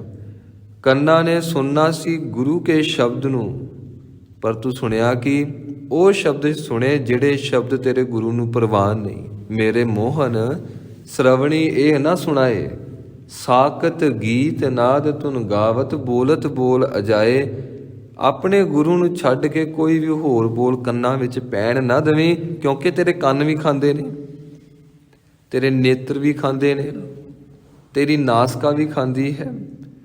ਜਿਸ ਵੇਲੇ ਤੂੰ ਕਿਸੇ ਨੂੰ ਆਸ਼ੀਰਵਾਦ ਦਿੰਦਾ ਤੇ ਕਿਸੇ ਕੋਲੋਂ ਆਸ਼ੀਰਵਾਦ ਲੈਣਾ, ਤੇਰਾ ਰੋਮ ਰੋਮ ਭੋਜਨ ਛਕਦਾ ਹੈ। ਇਸ ਕਰਕੇ ਇਹ ਨਾ ਸੋਚੀ ਕਿ ਸਿਰਫ ਤੇਰੀ ਜ਼ੁਬਾਨ ਹੀ ਛਕਦੀ ਹੈ। ਜੋ ਤੇਰੀ ਜ਼ੁਬਾਨ ਛਕਦੀ ਹੈ ਉਹ ਤੈਨੂੰ ਪਤਾ ਹੀ ਨਹੀਂ।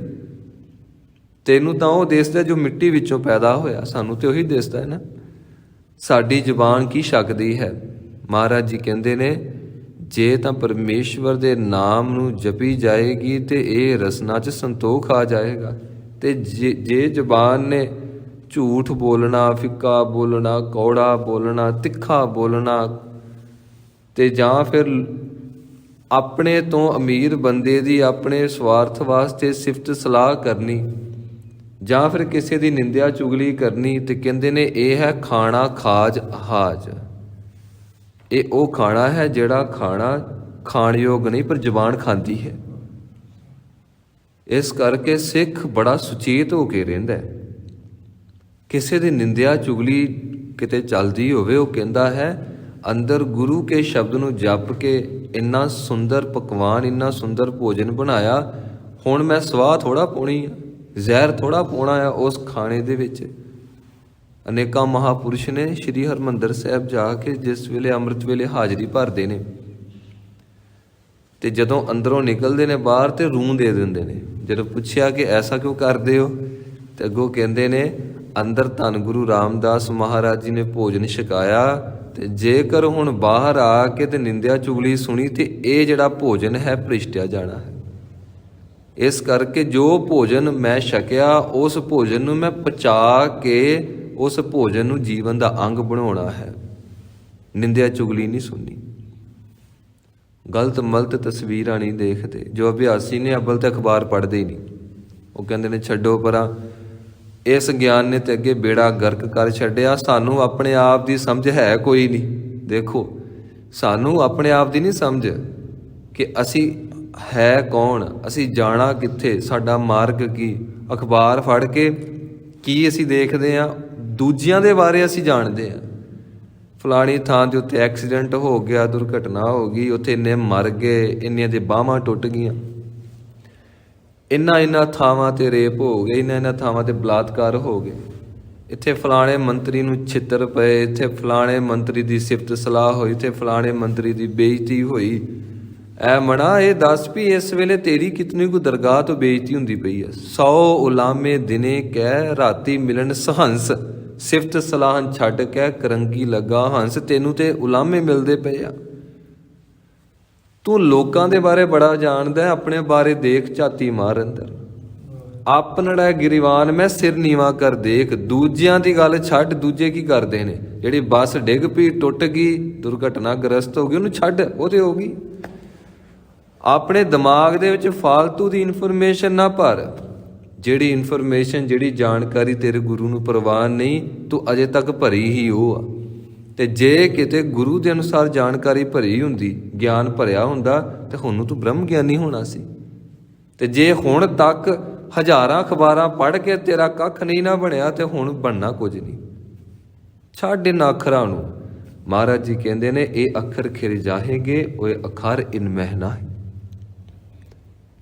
ਇਸ ਕਰਕੇ ਗੁਰੂ ਦੇ ਸ਼ਬਦ ਦਾ ਇੱਕ ਅੱਖਰ ਕਿਤੇ ਹਿਰਦੇ ਵਿੱਚ ਵਸ ਗਿਆ। ਮਨ ਮੰਦਰ ਤਨ ਵੇਸ ਕਲੰਦਰ, ਘਟ ਹੀ ਤੀਰਥ ਨਾਵਾ, ਏਕ ਸ਼ਬਦ ਮੇਰੇ ਪ੍ਰਾਣ ਬਸਤ ਹੈ, ਬਹੁਰ ਜਨਮ ਨਾ ਆਵ। ਵੇਖੋ, ਅਸੀਂ ਅਰਬਾਂ ਖਰਬਾਂ ਅੱਖਰ ਅੰਦਰ ਭਰੀ ਬੈਠੇ ਹਾਂ, ਇੱਕ ਅੱਖਰ ਵਾਹਿਗੁਰੂ ਨਹੀਂ ਵਸਿਆ।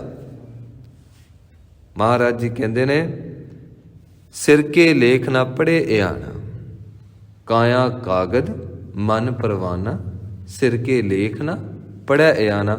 ਇਹ ਆਪਣੇ ਆਪ ਨੂੰ ਪੜ੍ਹਨ ਵਾਸਤੇ ਰਾਜੀ ਨਹੀਂ ਹੁੰਦਾ, ਇਹ ਦੂਜਿਆਂ ਦੀ ਵਿਆਖਿਆ ਬੜੀ ਸੋਹਣੀ ਕਰਦਾ ਹੈ।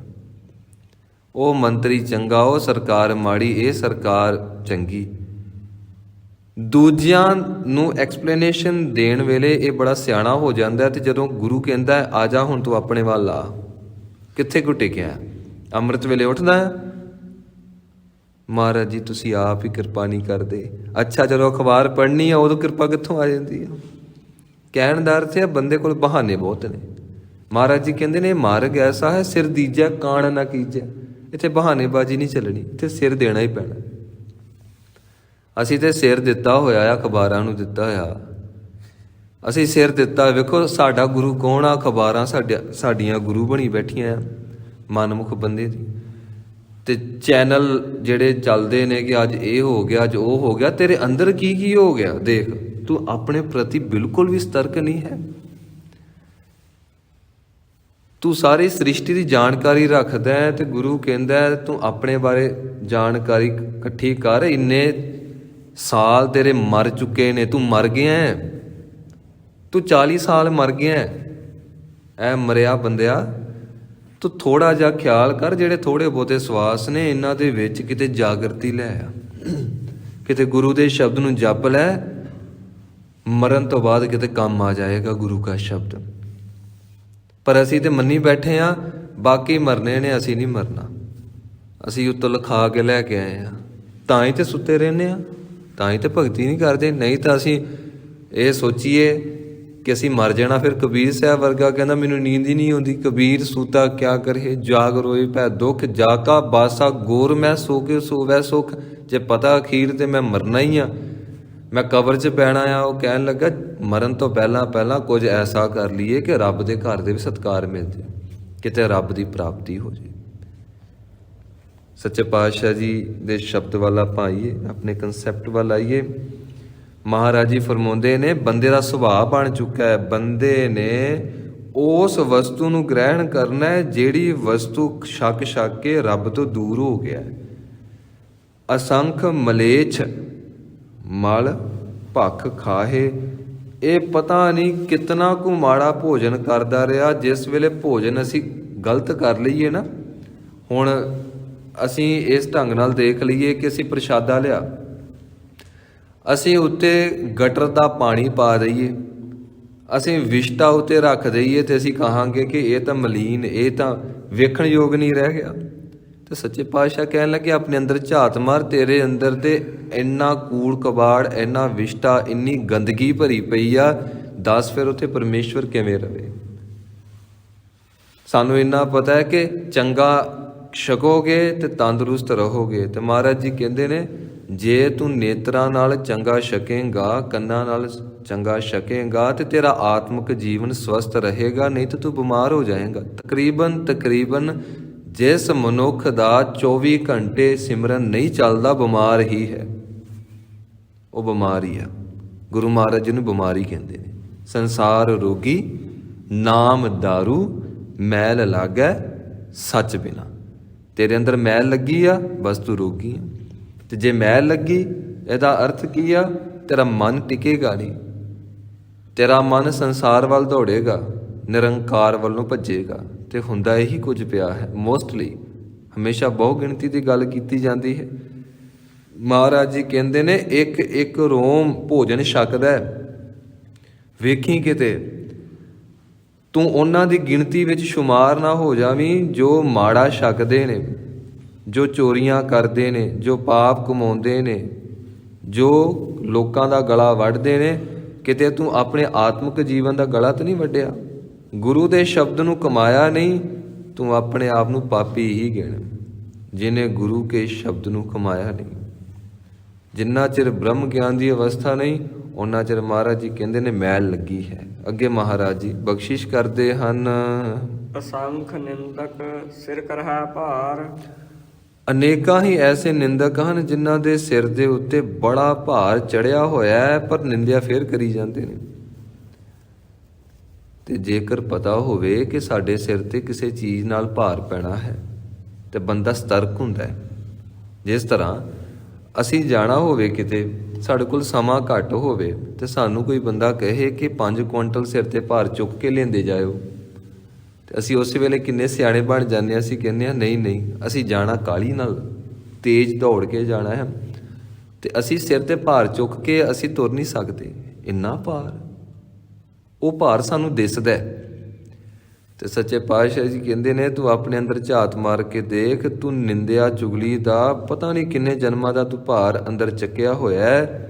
ਜੇ ਸੰਸਾਰਕ ਭਾਰ ਚੁੱਕ ਕੇ ਬੰਦਾ ਦੌੜ ਨਹੀਂ ਸਕਦਾ, ਸੰਸਾਰੀ ਨਹਿਰ ਤੋਂ ਪਾਰ ਨਹੀਂ ਜਾ ਸਕਦਾ, ਕੁਇੰਟਲਾਂ ਦਾ ਭਾਰ ਸਿਰ ਤੇ ਚੁੱਕ ਕੇ, ਤੇ ਭਵ ਸਾਗਰ ਤੋਂ ਕਿਵੇਂ ਤਰੇਗਾ ਜੀ? ਇਸ ਗੁਰੂ ਦੇ ਪੰਥ ਤੇ ਕਿਵੇਂ ਚੱਲੇਗਾ? ਨਾਨਕ ਔਗਣ ਜੇਤੜੇ ਤੇਤੇ ਗਲੀ ਜੰਜੀਰ, ਜੇ ਗੁਣ ਹੋਣ ਤਾਂ ਕੱਟੀਆਂ ਸੇ ਭਾਈ ਸੇ ਵੀਰ। ਸਾਡੇ ਔਗਣ ਹੀ ਜੰਜੀਰਾਂ ਬਣ ਜਾਂਦੇ ਨੇ। ਤੇ ਮਹਾਰਾਜ ਜੀ ਕਹਿੰਦੇ ਨੇ ਇਹ ਜਾਣ ਬੁੱਝ ਕੇ ਔਗਣ ਕਰਦਾ ਹੈ। ਕਬੀਰ ਮਨ ਜਾਣੈ ਸਭ ਬਾਤ, ਜਾਣਤ ਹੀ ਔਗਣ ਕਰੇ। ਕਿਹਨੂੰ ਨਹੀਂ ਪਤਾ ਕਿ ਰੱਬ ਦਾ ਨਾਮ ਜਪਣਾ ਚੰਗਾ ਹੁੰਦਾ ਹੈ? ਸਾਰਿਆਂ ਨੂੰ ਪਤਾ ਹੈ। ਪਰਮੇਸ਼ਵਰ ਦਾ ਨਾਮ ਜਪ ਜਪ ਕੇ ਗੁਰੂ ਮਹਾਰਾਜ ਜੀ ਬਖਸ਼ਿਸ਼ ਵਰਤਾ ਦਿੰਦੇ ਹਨ, ਪਰ ਜਾਣ ਬੁੱਝ ਕੇ ਨਹੀਂ ਜਪਦੇ, ਕਿਉਂਕਿ ਅਸੀਂ ਇੰਨਾ ਗਲਤ ਖਾ ਚੁੱਕੇ ਹਾਂ ਨੇਤਰਾਂ ਦੇ ਰਾਹੀਂ, ਕਰਮ ਇੰਦਰੀਆਂ, ਗਿਆਨ ਇੰਦਰੀਆਂ ਦੇ ਰਾਹੀਂ, ਕਿ ਅਸੀਂ ਅੰਦਰੋਂ ਬਿਮਾਰ ਹੋ ਚੁੱਕੇ ਹਾਂ। ਤੇ ਠੀਕ ਕਿਵੇਂ ਹੋਵਾਂਗੇ? ਗੁਰੂ ਮਹਾਰਾਜ ਜੀ ਦੇ ਚਰਨਾਂ 'ਚ ਅਰਦਾਸ ਕਰਕੇ ਵਾਹਿਗੁਰੂ ਵਾਹਿਗੁਰੂ ਸ਼ਬਦ ਜਪ ਕੇ। ਨਾਨਕ ਨੀਚ ਕਹੈ ਵਿਚਾਰ, ਵਾਰਿਆ ਨਾ ਜਾਵਾ ਏਕ ਵਾਰ। ਮਹਾਰਾਜ ਬਖਸ਼ਿਸ਼ ਕਰਦੇ ਹਨ, ਨਾਨਕ ਇੱਥੇ ਅਸੀਂ ਵਿਸ਼ਰਾਮ ਦੇਣਾ ਹੈ। ਨਾਨਕ ਨੀਚ ਕਹੈ ਵਿਚਾਰ, ਇਹਨੂੰ ਵਿਚਾਰ ਨਹੀਂ ਕਹਿਣਾ, ਬੱਵੇ ਨੂੰ ਬਿਹਾਰੀ ਹੈ। ਨਾਨਕ ਨੀਚ ਕਹੈ ਵਿਚਾਰ, ਮਹਾਰਾਜ ਜੀ ਕਹਿੰਦੇ ਨੇ ਇਹ ਮੈਂ ਜੋ ਨੀਵੀਂ ਬਿਰਤੀ ਵਾਲੇ ਲੋਕ ਨੇ ਉਹਨਾਂ ਦੀ ਵਿਚਾਰ ਕੀਤੀ ਹੈ, ਪਰ ਮੈਂ ਇਹ ਸੰਪੂਰਨ ਨਹੀਂ ਕਰ ਸਕਿਆ। ਤੇ ਅਸੀਂ ਜਦੋਂ ਕਿਸੇ ਬੰਦੇ ਨੂੰ ਚੰਗਾ ਜਾਂ ਮੰਦਾ ਡਿਕਲੇਅਰ ਕਰਨਾ ਹੁੰਦਾ ਸੀ ਸਕਿੰਟਾਂ 'ਚ ਕਰ ਦਿੰਦੇ ਹਾਂ। ਉਹ ਤੁਹਾਨੂੰ ਨਹੀਂ ਪਤਾ, ਤੁਹਾਨੂੰ ਮੈਂ ਦੱਸਦਾ ਆ, ਇਹ ਬੰਦਾ ਹੈ ਹੀ ਇਹੋ ਜਿਹਾ, ਇਹ ਬੰਦਾ ਨਹੀਂ ਚੰਗਾ। ਜਾਂ ਫਿਰ ਕਿਸੇ ਨੂੰ ਅਸੀਂ ਚੰਗਾ ਬਣਾਉਣਾ ਹੋਵੇ ਨਾ, ਕੋਈ ਸਾਨੂੰ ਰਿਸਪੈਕਟ ਜ਼ਿਆਦਾ ਦੇਵੇ, ਅਸੀਂ ਕਹਿੰਦੇ ਹਾਂ ਇਹਦੇ ਵਰਗਾ ਬੰਦਾ ਹੀ ਕੋਈ ਨਹੀਂ, ਇਹ ਤਾਂ ਰੱਬ ਹੀ ਆ ਨਿਰਾ। ਤੇ ਜੇਕਰ ਕਿਸੇ ਨੇ ਸਾਡੇ ਔਗਣ ਸਾਡੇ ਮੂੰਹ ਤੇ ਦੱਸੇ ਕਿ ਭਾਈ ਵੇਖ ਤੇਰੇ ਇੱਥੇ ਜ਼ਖਮ ਆ, ਪੱਟੀ ਪੁੱਟੀ ਕਰਾ ਲੈ, ਇਸ ਆਦਤ ਨੂੰ ਸੁਧਾਰ ਲੈ, ਤੇ ਅਸੀਂ ਕਹਿੰਦੇ ਹਾਂ ਇਹਦੇ ਵਰਗਾ ਮਾੜਾ ਬੰਦਾ ਹੀ ਕੋਈ ਨਹੀਂ। ਅਸੀਂ ਇੱਕ ਸੈਕਿੰਡ ਵਿੱਚ ਅਸੀਂ ਡਿਕਲੇਅਰ ਕਰ ਦਿੰਦੇ ਹਾਂ ਕਿ ਚੰਗਾ ਆ ਕਿ ਮੰਦਾ ਆ। ਅਸੀਂ ਇੰਨੇ ਸਿਆਣੇ ਆ। ਮਹਾਰਾਜ ਜੀ ਕਹਿੰਦੇ ਨੇ ਕਿ ਮੈਂ ਮਾੜੇ ਬੰਦਿਆਂ ਦੀ ਕੀ ਵਿਚਾਰ ਕਰਾਂ, ਮੇਰੇ 'ਚ ਸ਼ਕਤੀ ਕੋਈ ਨਹੀਂ ਕਿ ਮੈਂ ਸੰਪੂਰਨ ਤੌਰ 'ਤੇ ਵਿਚਾਰ ਕਰ ਸਕਦਾ ਕਿ ਇਸ ਸ੍ਰਿਸ਼ਟੀ ਦੇ ਵਿੱਚ ਤੇ ਅਦ੍ਰਿਸ਼ਟ ਸ੍ਰਿਸ਼ਟੀ ਦੇ ਵਿੱਚ ਕਿੰਨੇ ਕੁ ਮਾੜੇ ਲੋਕ ਨੇ।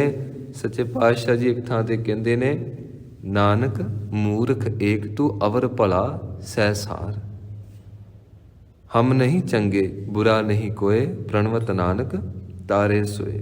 ਕਹਿੰਦੇ ਨੇ ਜਦੋਂ ਨੀਚਾਂ ਦੀ ਗੱਲ ਆਏ ਕਿ ਤੂੰ ਆਪਣੇ ਵੱਲ ਝਾਤ ਮਾਰੀ, ਦੂਜਿਆਂ ਵੱਲ ਨਾ ਝਾਤ ਮਾਰੀ, ਫਿਰ ਧਰਮ ਦਾ ਰਸਤਾ ਸ਼ੁਰੂ ਹੋਏਗਾ। ਮਹਾਰਾਜ ਜੀ ਕਹਿੰਦੇ ਨੇ ਵਾਰਿਆ ਨਾ ਜਾਵਾ ਏਕ ਵਾਰ, ਮੈਂ ਇੱਕ ਵਾਰੀ ਵੀ ਦਾਤਾ ਜੀ ਤੇਰੀ ਸਿਫਤ ਨਹੀਂ ਕਰ ਸਕਦਾ।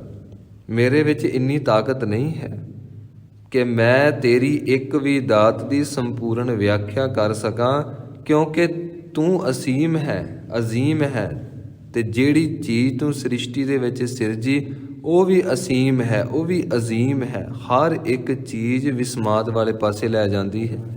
ਜਿਸ ਤਰ੍ਹਾਂ ਦੇਖੋ ਧਰਤੀ ਦੇ ਵਿੱਚ ਘਾਹ ਆਪਣੇ ਆਪ ਪਨਪਦਾ ਹੈ, ਕੋਈ ਬੀਜ ਤੇ ਨਹੀਂ ਨਾ ਉਹਦੇ ਵਿੱਚ ਪਏ ਹੋਏ, ਆਪਣੇ ਆਪ ਪਨਪਦਾ ਹੈ। ਤੇ ਆਪ ਜੀ ਨੂੰ ਪਤਾ ਹੋਏਗਾ, ਸਾਇੰਸ ਕਹਿੰਦੀ ਹੈ ਕਿ ਅਸੀਂ ਹਰੇ ਰੰਗ ਦੀ ਅਸੀਂ ਖੋਜ ਕੀਤੀ, ਤਕਰੀਬਨ 121 ਤਰ੍ਹਾਂ ਦਾ ਹਰਾ ਰੰਗ ਮਿਲ ਗਿਆ ਹੈ, ਪਰ ਅਜੇ ਸਾਨੂੰ ਡਾਊਟ ਹੈ ਕਿ ਹੋਰ 20 ਤਰ੍ਹਾਂ ਦਾ ਹਰਾ ਰੰਗ ਮਿਲ ਸਕਦਾ ਹੈ, ਹੋਰ ਵੀ ਤਰ੍ਹਾਂ ਦਾ। ਮਤਲਬ ਇੱਕ ਕਲਰ ਨੂੰ ਫਾਈਨਲ ਡਿਕਲੇਅਰ ਨਹੀਂ ਕੋਈ ਕਰ ਸਕਦਾ। ਤੇ ਵੇਖੋ ਪਰਮੇਸ਼ਵਰ ਦੀ ਕਿੰਨੀ ਵੱਡੀ ਦਾਤ ਹੈ, ਕਿੰਨੀ ਵੱਡੀ ਦਾਤ ਆ। ਆਪ ਜੀ ਨੂੰ ਪਤਾ ਹੋਏਗਾ, ਸੱਚੇ ਪਾਤਸ਼ਾਹ ਜੀ ਨੇ ਬਾਣੀ ਦੇ ਵਿੱਚ ਬਚਨ ਕੀਤਾ, ਰਕਤ ਬਿੰਦ ਕਰ ਨਿੰਮਿਆ ਅਗਨ ਉਦਰ ਮਝਾਰ। ਇੱਕ ਬੂੰਦ ਤੋਂ ਮਨੁੱਖ ਦੀ ਸਿਰਜਣਾ ਹੋਈ ਮਾਤਾ ਪਿਤਾ ਦੇ ਸੰਯੋਗ ਦੇ ਨਾਲ, ਤੇ ਸਾਡੇ ਸਰੀਰ ਦੇ ਉੱਤੇ 3.5 ਕਰੋੜ ਰੋਮ ਹਨ। ਤੇ ਇਹ 3.5 ਕਰੋੜ ਰੋਮ ਇੱਕ ਛੋਟੀ ਜਿਹੀ ਬੂੰਦ ਦੇ ਵਿੱਚ ਪਰਮੇਸ਼ਵਰ ਨੇ ਕਿਵੇਂ ਟਿਕਾ ਦਿੱਤੇ। ਕਿਤਨੀ ਅਚੰਭੇ ਦੀ ਬਾਤ ਹੈ। 3.5 ਕਰੋੜ ਰੋਮ ਇੱਕ ਬੂੰਦ ਵਿੱਚ ਮਹਾਰਾਜ ਜੀ ਨੇ ਕਿਵੇਂ ਟਿਕਾਏ। ਤੇ ਆਪ ਜੀ ਨੂੰ ਪਤਾ ਹੋਏਗਾ, ਜਿਸ ਵੇਲੇ ਮਾਈਕਰੋਸਕੋਪ ਦੇ ਨਾਲ ਡੀਪਲੀ ਦੇਖਿਆ ਤੇ ਇੱਕ ਬੂੰਦ ਦੇ ਉੱਤੇ ਫੋਕਸ ਕੀਤਾ, ਉਹਨਾਂ ਨੇ ਆਖਿਆ ਇਹਦੇ ਉੱਤੇ ਕੇਸ ਹਨ, ਇਹਦੇ ਉੱਤੇ ਰੋਮ ਹਨ। ਤੇ ਸਾਰਾ ਸਾਇੰਸ ਜਗਤ ਹੈਰਾਨ ਹੋਇਆ ਸੀ ਕਿ ਜੋ ਜੀਵਨ ਸ਼ਕਤੀ ਹੈ, ਜੀਵਨ ਸ਼ਕਤੀ ਦੇ ਇੱਕ ਡ੍ਰੌਪ ਦੇ ਉੱਤੇ ਇਤਨੇ ਸਾਰੇ ਕੇਸ, ਇਤਨੇ ਸਾਰੇ ਰੋਮ। ਤੇ ਧੰਨ ਸ਼੍ਰੀ ਗੁਰੂ ਨਾਨਕ ਦੇਵ ਮਹਾਰਾਜ ਜੀ ਬਖਸ਼ਿਸ਼ ਕਰਦੇ ਹਨ, ਕਿਵੇਂ ਨਾ ਉਸ ਪਰਮੇਸ਼ਵਰ ਦੀ ਸਿਫਤ ਕਰੀਏ, ਕਿਵੇਂ ਅਸੀਂ ਇੱਕ ਵਾਰੀ ਵੀ ਬਲਿਹਾਰਨੇ ਜਾ ਸਕਦੇ ਹਾਂ। ਇੱਕ ਬੂੰਦ ਤੋਂ ਐਸੀ ਰਚਨਾ ਪਰਮੇਸ਼ਵਰ ਨੇ ਰਚੀ, ਜਿਹੜੀ ਰਚਨਾ ਹੱਸਦੀ ਹੈ, ਬੋਲਦੀ ਹੈ, ਖੇਡਦੀ ਹੈ, ਦੁੱਖ ਸੁੱਖ ਮਹਿਸੂਸ ਕਰਦੀ ਹੈ। ਫਿਰ ਜੇ ਆਪਣੇ ਸਿਰਜਣਹਾਰ ਨੂੰ ਜਪੇ ਤੇ ਉਹਦਾ ਰੂਪ ਹੋ ਸਕਦੀ ਹੈ। ਇੱਕ ਪਾਣੀ ਦੀ ਬੂੰਦ ਤੋਂ ਇੰਨਾ ਵੱਡਾ ਚਿੱਤਰ ਸਿਰਜਿਆ। ਮਹਾਰਾਜ ਜੀ ਕਹਿੰਦੇ ਨੇ ਚੱਚਾ ਰਚਤ ਚਿੱਤਰ ਹੈ ਭਾਰੀ, ਤਦ ਚਿੱਤਰ ਹੈ ਚੇਤੋ ਚਿਤਕਾਰੀ। ਚਿੱਤਰ ਅਵਚਿੱਤਰ ਇਹ ਹੈ ਅਵਚੇਰਾ, ਤਜ ਚਿੱਤਰ ਹੈ ਚਿਤਰਾਖ ਚਤੇਰਾ। ਤੂੰ ਚਿੱਤਰਾਂ ਵਿੱਚ ਹੀ ਫਸਿਆ ਪਿਆ ਹੈ, ਤੂੰ ਸਰੀਰਾਂ ਵਿੱਚ ਹੀ ਫਸਿਆ ਪਿਆ। ਤੂੰ ਉੱਪਰ ਉੱਠ, ਜਿਹਨੇ ਸਿਰਜਿਆ ਉਹਨੂੰ ਯਾਦ ਕਰ। ਐ ਮਨਾ ਵੇਖੀ ਐਸੀ ਕਰਾਮਾਤ ਵਰਤੇਗੀ। ਤੇਰਾ ਜਿੱਥੋਂ ਜੀਵਨ ਸ਼ੁਰੂ ਹੋਇਆ ਸੀ ਪ੍ਰਕਾਸ਼ ਸਵਰੂਪ ਤੋਂ, ਉੱਥੇ ਹੀ ਤੂੰ ਪਰਤ ਕੇ ਪਹੁੰਚ ਜਾਏਗਾ। ਤੇਰੇ ਕੋਲ ਸੁਰਤ ਦੀ ਇੱਕ ਬੜੀ ਅਗੰਮੀ ਬਖਸ਼ਿਸ਼ ਹੈ, ਇੱਕ ਤਾਕਤ ਹੈ। ਮਹਾਰਾਜ ਜੀ ਕਹਿੰਦੇ ਨੇ ਵਾਰਿਆ ਨਾ ਜਾਵਾ ਏਕ ਵਾਰ। ਹੇ ਪ੍ਰਭੂ, ਮੈਂ ਇੱਕ ਵਾਰੀ ਵੀ ਤੇਰੀ ਇੱਕ ਵੀ ਦਾਤ ਤੋਂ ਬਲਿਹਾਰਨੇ ਨਹੀਂ ਜਾ ਸਕਦਾ। ਤੇਰੀ ਜੋ ਕੁਦਰਤ ਹੈ ਇਹ ਬੇਅੰਤ ਹੈ, ਬੇਅੰਤ ਹੈ। ਮੈਂ ਆਪਣੇ ਆਪ ਨੂੰ ਸੀਮਤ ਗਿਣਦਾ ਹਾਂ, ਮੈਂ ਸੀਮਾ ਵਿੱਚ ਹਾਂ, ਪਰ ਤੇਰੀ ਹਰ ਇੱਕ ਕਾਇਨਾਤ ਵੱਲੋਂ ਸਿਰਜੀ ਹੋਈ ਦਾਤ ਉਹ ਬੇਅੰਤ ਹੈ।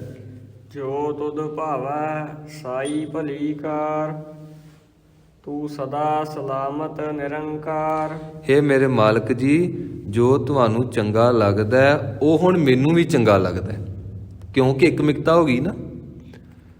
ਜੇ ਹੁਣ ਮਾਲਕ ਜੀ ਤੈਨੂੰ ਚੰਗਾ ਲੱਗਾ ਤੇ ਬੁਢਾਪਾ ਆ ਗਿਆ ਤੇ ਹੁਣ ਆਪਣੇ ਮਨ 'ਚ ਗਿਲੇ ਸ਼ਿਕਵੇ ਕੋਈ ਨਹੀਂ, ਬਸ ਤੈਨੂੰ ਚੰਗਾ ਲੱਗਾ, ਸਾਨੂੰ ਮਿਲ ਗਿਆ, ਵੈਲਕਮ। ਅਸੀਂ ਉਸ ਚੀਜ਼ ਨੂੰ ਐਕਸੈਪਟ ਕਰਦੇ ਹਾਂ।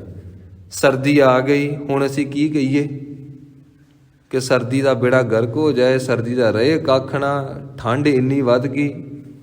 ਸਾਡੇ ਕਹਿਣ ਕਰਕੇ ਤੇ ਆਈ ਨਹੀਂ ਤੇ ਸਾਡੇ ਕਹਿਣ ਕਰਕੇ ਜਾਣੀ ਨਹੀਂ। ਜੇ ਮਾਲਕ ਨੇ ਸਰਦੀ ਨੂੰ ਰਚਿਆ ਹੈ, ਠੰਡ ਦੇ ਸਮਾਂ ਆ ਗਿਆ, ਠੰਡ ਦੇ ਇਹ ਟਾਈਮ ਦੇ ਵਿੱਚ ਅਸੀਂ ਲੰਘਦੇ ਪਏ ਹਾਂ। ਇਹ ਪਰਮੇਸ਼ਵਰ ਨੂੰ ਚੰਗੀ ਲੱਗੀ ਠੰਡ ਤੇ ਆ ਗਈ, ਸਾਨੂੰ ਵੀ ਚੰਗੀ ਲੱਗਣੀ ਚਾਹੀਦੀ ਹੈ ਨਾ।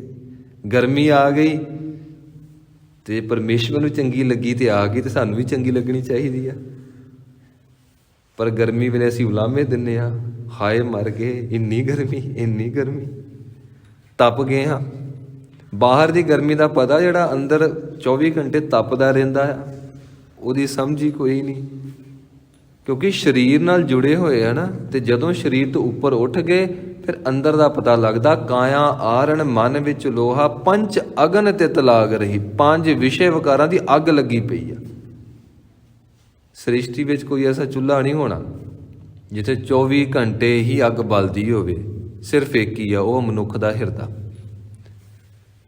ਕਾਇਆ ਆਰਣ ਮਨ ਵਿੱਚ ਲੋਹਾ, ਪੰਚ ਅਗਨ ਤਿਤ ਲਾਗ ਰਹੀ। ਤੇ ਜਦੋਂ ਕਿਤੇ ਅੱਗ ਥੋੜੀ ਜੀ ਮੱਧਮ ਹੁੰਦੀ ਹੈ, ਕੋਇਲੇ ਪਾਪ ਪੜੇ ਤਿਸ ਉਪਰ ਮਨ ਜਲਿਆ ਸੰਨੀ ਚਿੰਤ ਪਈ। ਤੇ ਬਾਬਾ ਫਰੀਦ ਸਾਹਿਬ ਜੀ ਨੇ ਇਸੇ ਕਰਕੇ ਕਿਹਾ ਸੀ, ਉੱਚੇ ਚੜ ਕੇ ਦੇਖਿਆ ਤਾਂ ਘਰ ਘਰ ਇਹਾ ਅੱਗ, ਅੱਗ ਲੱਗੀ ਪਈ ਆ ਤੇ ਬੁਝੇਗੀ ਗੁਰੂ ਦੇ ਸ਼ਬਦ ਦੇ ਨਾਲ। ਸੱਚੇ ਪਾਤਸ਼ਾਹ ਜੀ ਬਖਸ਼ਿਸ਼ ਕਰਦੇ ਨੇ, ਹੁਣ ਜਿਸ ਵੇਲੇ ਹਿਰਦਾ ਜੋਤ ਸਵਰੂਪ ਹੋ ਗਿਆ, ਹੁਣ ਪਰਮੇਸ਼ਵਰ ਦੀ ਹਰ ਇੱਕ ਕਾਰ ਭਲੀ ਲੱਗਦੀ ਹੈ। ਤੇ ਫਿਰ ਅੰਦਰੋਂ ਆਤਮਾ ਕਹਿੰਦੀ ਹੈ, ਤੂੰ ਸਦਾ ਸਲਾਮਤ ਨਿਰੰਕਾਰ। ਹੇ ਦਾਤਾ ਜੀ, ਤੁਸੀਂ ਸਦੀਵ ਕਾਲ ਵਾਸਤੇ ਅਟਲ ਰਹਿਣ ਵਾਲੇ ਹੋ। ਸਾਰੀ ਸ੍ਰਿਸ਼ਟੀ ਨੂੰ ਸਿਰਜ ਕੇ ਆਕਾਰਾਂ ਨੂੰ ਬਣਾ ਕੇ ਵਿੱਚ ਨਿਰਆਕਾਰ ਸਵਰੂਪ ਜੋਤ ਸਵਰੂਪ ਸਦਾ ਲਈ ਟਿਕ ਗਏ ਹੋ। ਅੱਗੇ ਸੱਚੇ ਪਾਤਸ਼ਾਹ ਜੀ ਨੇ ਬਖਸ਼ਿਸ਼ ਕੀਤੀ, ਅਸੰਖ ਨਾਵ ਅਸੰਖ ਥਾਵ। ਮਹਾਰਾਜ ਜੀ ਬਖਸ਼ਿਸ਼ ਕਰਦੇ ਹਨ, ਇਸ ਸ੍ਰਿਸ਼ਟੀ ਦੇ ਵਿੱਚ ਕਿਤਨੇ ਕੁ ਜੀਵ ਹਨ, ਗਿਣਤੀ ਕੋਈ ਨਹੀਂ। ਉਹਨਾਂ ਦੇ ਨਾਮ ਕੀ ਕੀ ਰੱਖੇ ਹਨ, ਕਹਿੰਦੇ ਨੇ ਉਹਨਾਂ ਦੀ ਵੀ ਗਿਣਤੀ ਕੋਈ ਨਹੀਂ। ਉਹਨਾਂ ਦੇ ਟਿਕਾਣੇ ਕਿੰਨੇ ਹਨ, ਉਹਨਾਂ ਦੀ ਵੀ ਗਿਣਤੀ ਕੋਈ ਨਹੀਂ ਹੈ। ਅਗੰਮ ਅਗੰਮ ਅਸੰਖ ਲੋ।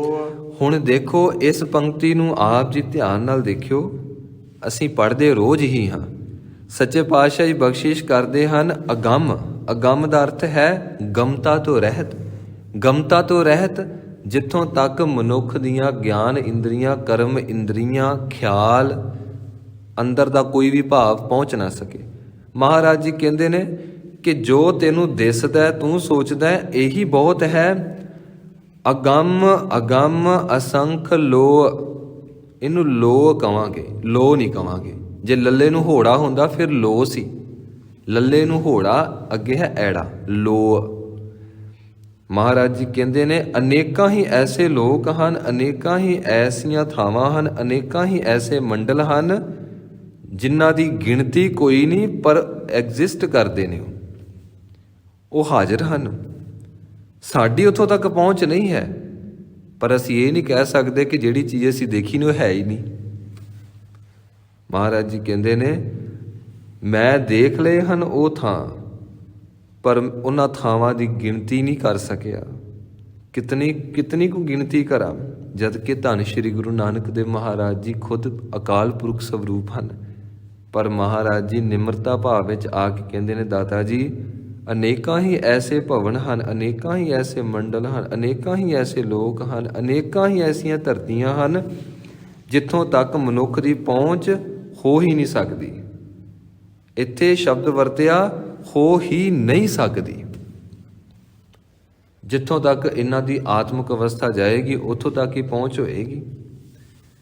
ਪਰਮੇਸ਼ਵਰ ਦੀ ਕੁਦਰਤ ਬੇਅੰਤ ਹੈ, ਪਰਮੇਸ਼ਵਰ ਬੇਅੰਤ ਹੈ। ਅਸੰਖ ਕਹਿ ਸਿਰ ਭਾਰ ਹੋਏ। ਤੇ ਜਿਸ ਵੇਲੇ ਕੋਈ ਬੰਦਾ ਜ਼ਿਆਦਾ ਸਿਆਣਾ ਹੁੰਦਾ ਤੇ ਕਹਿੰਦਾ ਕਿ ਜੋ ਮੈਂ ਕਹਿ ਦਿੱਤਾ ਬਸ ਇਹ ਹੀ ਅਖੀਰ ਹੈ, ਕਹਿੰਦੇ ਨੇ ਸਮਝ ਲਵੋ ਉਸ ਬੰਦੇ ਦੇ ਸਿਰ ਤੇ ਭਾਰ ਚੜ ਗਿਆ ਸਿਆਣਾ ਬਣਨ ਦਾ। ਸਿਆਣਾ ਸਿਰਫ ਪਰਮੇਸ਼ਵਰ, ਦੂਜੇ ਨੰਬਰ ਤੇ ਗੁਰੂ, ਤੇ ਤੀਜੇ ਨੰਬਰ ਤੇ ਮਹਾਂਪੁਰਖ ਹਨ, ਸੁਗੜ ਸੁਜਾਨ। ਤੇ ਪਰ ਅਸੀਂ ਸਾਰੇ ਸਿਆਣੇ ਹਾਂ। ਮਹਾਰਾਜ ਜੀ ਕਹਿੰਦੇ ਨੇ ਕਿ ਸਾਰੇ ਸੰਸਾਰ ਦੇ ਲੋਕਾਂ ਨੂੰ ਬਿਠਾ ਕੇ ਪੁੱਛੋ ਤੇ ਸਾਰੇ ਕਹਿਣਗੇ ਕਿ ਅਸੀਂ ਘੱਟ ਨਹੀਂ ਹਾਂ, ਅਸੀਂ ਸਭ ਤੋਂ ਵੱਧ ਸਿਆਣੇ ਹਾਂ। ਆਪਸ ਕੋ ਦੀਰਘ ਕਰ ਜਾਣੈ ਔਰਨ ਕੋ ਲਗ ਮਾਤ। ਦੂਜੇ ਨੂੰ ਲਗਾ ਮਾਤਰਾ ਹੀ ਸਮਝਦਾ, ਇਹ ਸਿਹਾਰੀ ਪਿਆਰੀ ਆ, ਇਹ ਔਂਕੜ ਦੁਲੈਂਕੜੀ ਆ, ਇਹ ਅਦਕ ਕੰਨਈ ਆ, ਇਹ ਟਿੱਪੀ ਬਿੰਦੀ ਆ। ਲਗਾ ਮਾਤਰਾ, ਲਗਾ ਮਾਤਰਾ ਦੀ ਵੈਲਿਊ ਕੋਈ ਨਹੀਂ ਜਿੰਨਾ ਚ ਅੱਖਰ ਨਾ ਹੋਵੇ। ਆਪਸ ਕੋ ਦੀਰਘ ਕਰ ਜਾਣੇ, ਆਪਣੇ ਆਪ ਨੂੰ ਬੜਾ ਸਿਆਣਾ ਸਮਝਦਾ, ਦੂਜੇ ਨੂੰ ਕਹਿੰਦਾ ਇਹ ਤਾਂ ਐਵੇਂ ਮਾਮੂਲੀ ਆ। ਸੱਚੇ ਪਾਤਸ਼ਾਹ ਜੀ ਕਹਿੰਦੇ ਨੇ ਇਹ ਸੰਸਾਰੀ ਬੰਦਾ ਦਾਵਾ ਕਰ ਸਕਦਾ ਹੈ, ਮੈਂ ਦਾਵਾ ਨਹੀਂ ਕਰ ਸਕਦਾ, ਕਿਉਂਕਿ ਅਨੇਕਾਂ ਹੀ ਐਸੀਆਂ ਅਦ੍ਰਿਸ਼ਟ ਸ਼ਕਤੀਆਂ ਹਨ ਜਿੱਥੋਂ ਤੱਕ ਪਹੁੰਚ ਨਹੀਂ ਹੈ। ਕੁਦਰਤ ਦਾ ਲੇਖਾ ਜੋਖਾ ਨਹੀਂ ਅਸੀਂ ਕਰ ਸਕਦੇ। ਤੇ ਜਿਹੜੇ ਲੋਕ ਇਹ ਲੇਖਾ ਜੋਖਾ ਕਰਨ ਵਾਲੇ ਪਾਸੇ ਚੱਲਦੇ ਨੇ ਉਹਨਾਂ ਦੇ ਸਿਰ ਦੇ ਉੱਤੇ ਭਾਰ ਚੜ੍ਹਦਾ। ਅਖਰੀ ਨਾਮ ਅਖਰੀ ਸਾਲਾਹ। ਪਰਮੇਸ਼ਵਰ ਦਾ ਨਾਮ ਅਸੀਂ ਅੱਖਰਾਂ ਦੇ ਵਿੱਚ ਜਾਣਦੇ ਹਾਂ, ਅਲਫਾਜ਼ਾਂ ਵਿੱਚ, ਤੇ ਅੱਖਰਾਂ ਵਿੱਚ ਹੀ ਅਸੀਂ ਪਰਮੇਸ਼ਵਰ ਦੀ ਸਿਫਤ ਸਲਾਹ ਕਰਦੇ ਹਾਂ। ਇੱਥੇ ਅੱਖਰ ਦਾ ਭਾਵ ਹੈ ਜੋ ਸਾਡੀ ਬੁੱਧੀ ਦਾ ਹਿੱਸਾ, ਤੇ ਜੋ ਕੁਦਰਤ ਦੇ ਵਿੱਚੋਂ, ਜੋ ਕਾਇਨਾਤ ਦੇ ਵਿੱਚੋਂ ਸਾਨੂੰ ਅਦ੍ਰਿਸ਼ਟ ਸ਼ਕਤੀ ਦੇ ਦਰਸ਼ਨ ਹੁੰਦੇ ਹਨ, ਉਹ ਅੱਖਰਾਂ ਦੇ ਵਿੱਚੋਂ ਨਹੀਂ ਹੁੰਦੇ। ਪਰ ਅਸੀਂ ਕਹਾਂਗੇ ਕਿ ਇਹ ਸੱਚੇ ਪਾਤਸ਼ਾਹ ਜੀ ਦੀ ਬਾਣੀ ਵੀ ਤਾਂ ਅੱਖਰਾਂ ਦੇ ਵਿੱਚ ਹੈ, ਪਰ ਇਹ ਅੱਖਰ ਉਹ ਨਹੀਂ ਹਨ ਜਿਹੜੇ ਅੱਖਰ ਅਸੀਂ ਆਮ ਅੱਖਰ ਦੇਖਦੇ ਹਾਂ। ਕਲਗੀਧਰ ਪਾਤਸ਼ਾਹ ਜੀ ਦਾ ਬਚਨ ਹੈ, ਜੇਕਰ ਕੋਈ ਗੁਰੂ ਕੇ ਸ਼ਬਦ ਨੂੰ ਜਪੇਗਾ, ਇਹ ਸ਼ਬਦ ਦੀ ਹੇਠਲੀ ਤਹਿ ਦੇ ਵਿੱਚੋਂ ਇੱਕ ਪਰਮ ਪ੍ਰਕਾਸ਼ ਦਾ ਜਨਮ ਹੋਏਗਾ। ਉਸ ਪਰਮ ਪ੍ਰਕਾਸ਼ ਦੇ ਅੰਦਰ ਗੁਰੂ ਦੀ ਜੋਤ ਪ੍ਰਗਟ ਹੋਏਗੀ। ਉਸ ਜੋਤ ਦੇ ਅੰਦਰ ਗੁਰੂ ਦਾ ਆਪਾ ਉਸ ਆਤਮਾ ਨੂੰ ਗਲਵਕੜੀ ਵਿੱਚ ਲੈ ਕੇ ਉੱਥੇ ਪਹੁੰਚਾ ਦੇਗਾ ਜਿੱਥੋਂ ਇਹ ਬਾਣੀ ਆਈ ਹੈ। ਇਸ ਕਰਕੇ ਸਾਡੇ ਵਾਸਤੇ ਗੁਰੂ ਕੀ ਬਾਣੀ ਨਿਰੰਕਾਰ ਦਾ ਸਵਰੂਪ ਹੈ। ਵਾਹੋ ਵਾਹੋ ਬਾਣੀ ਨਿਰੰਕਾਰ ਹੈ ਤੇ ਸਜੇਵੜ ਅਵਰ ਨਾ ਕੋਏ।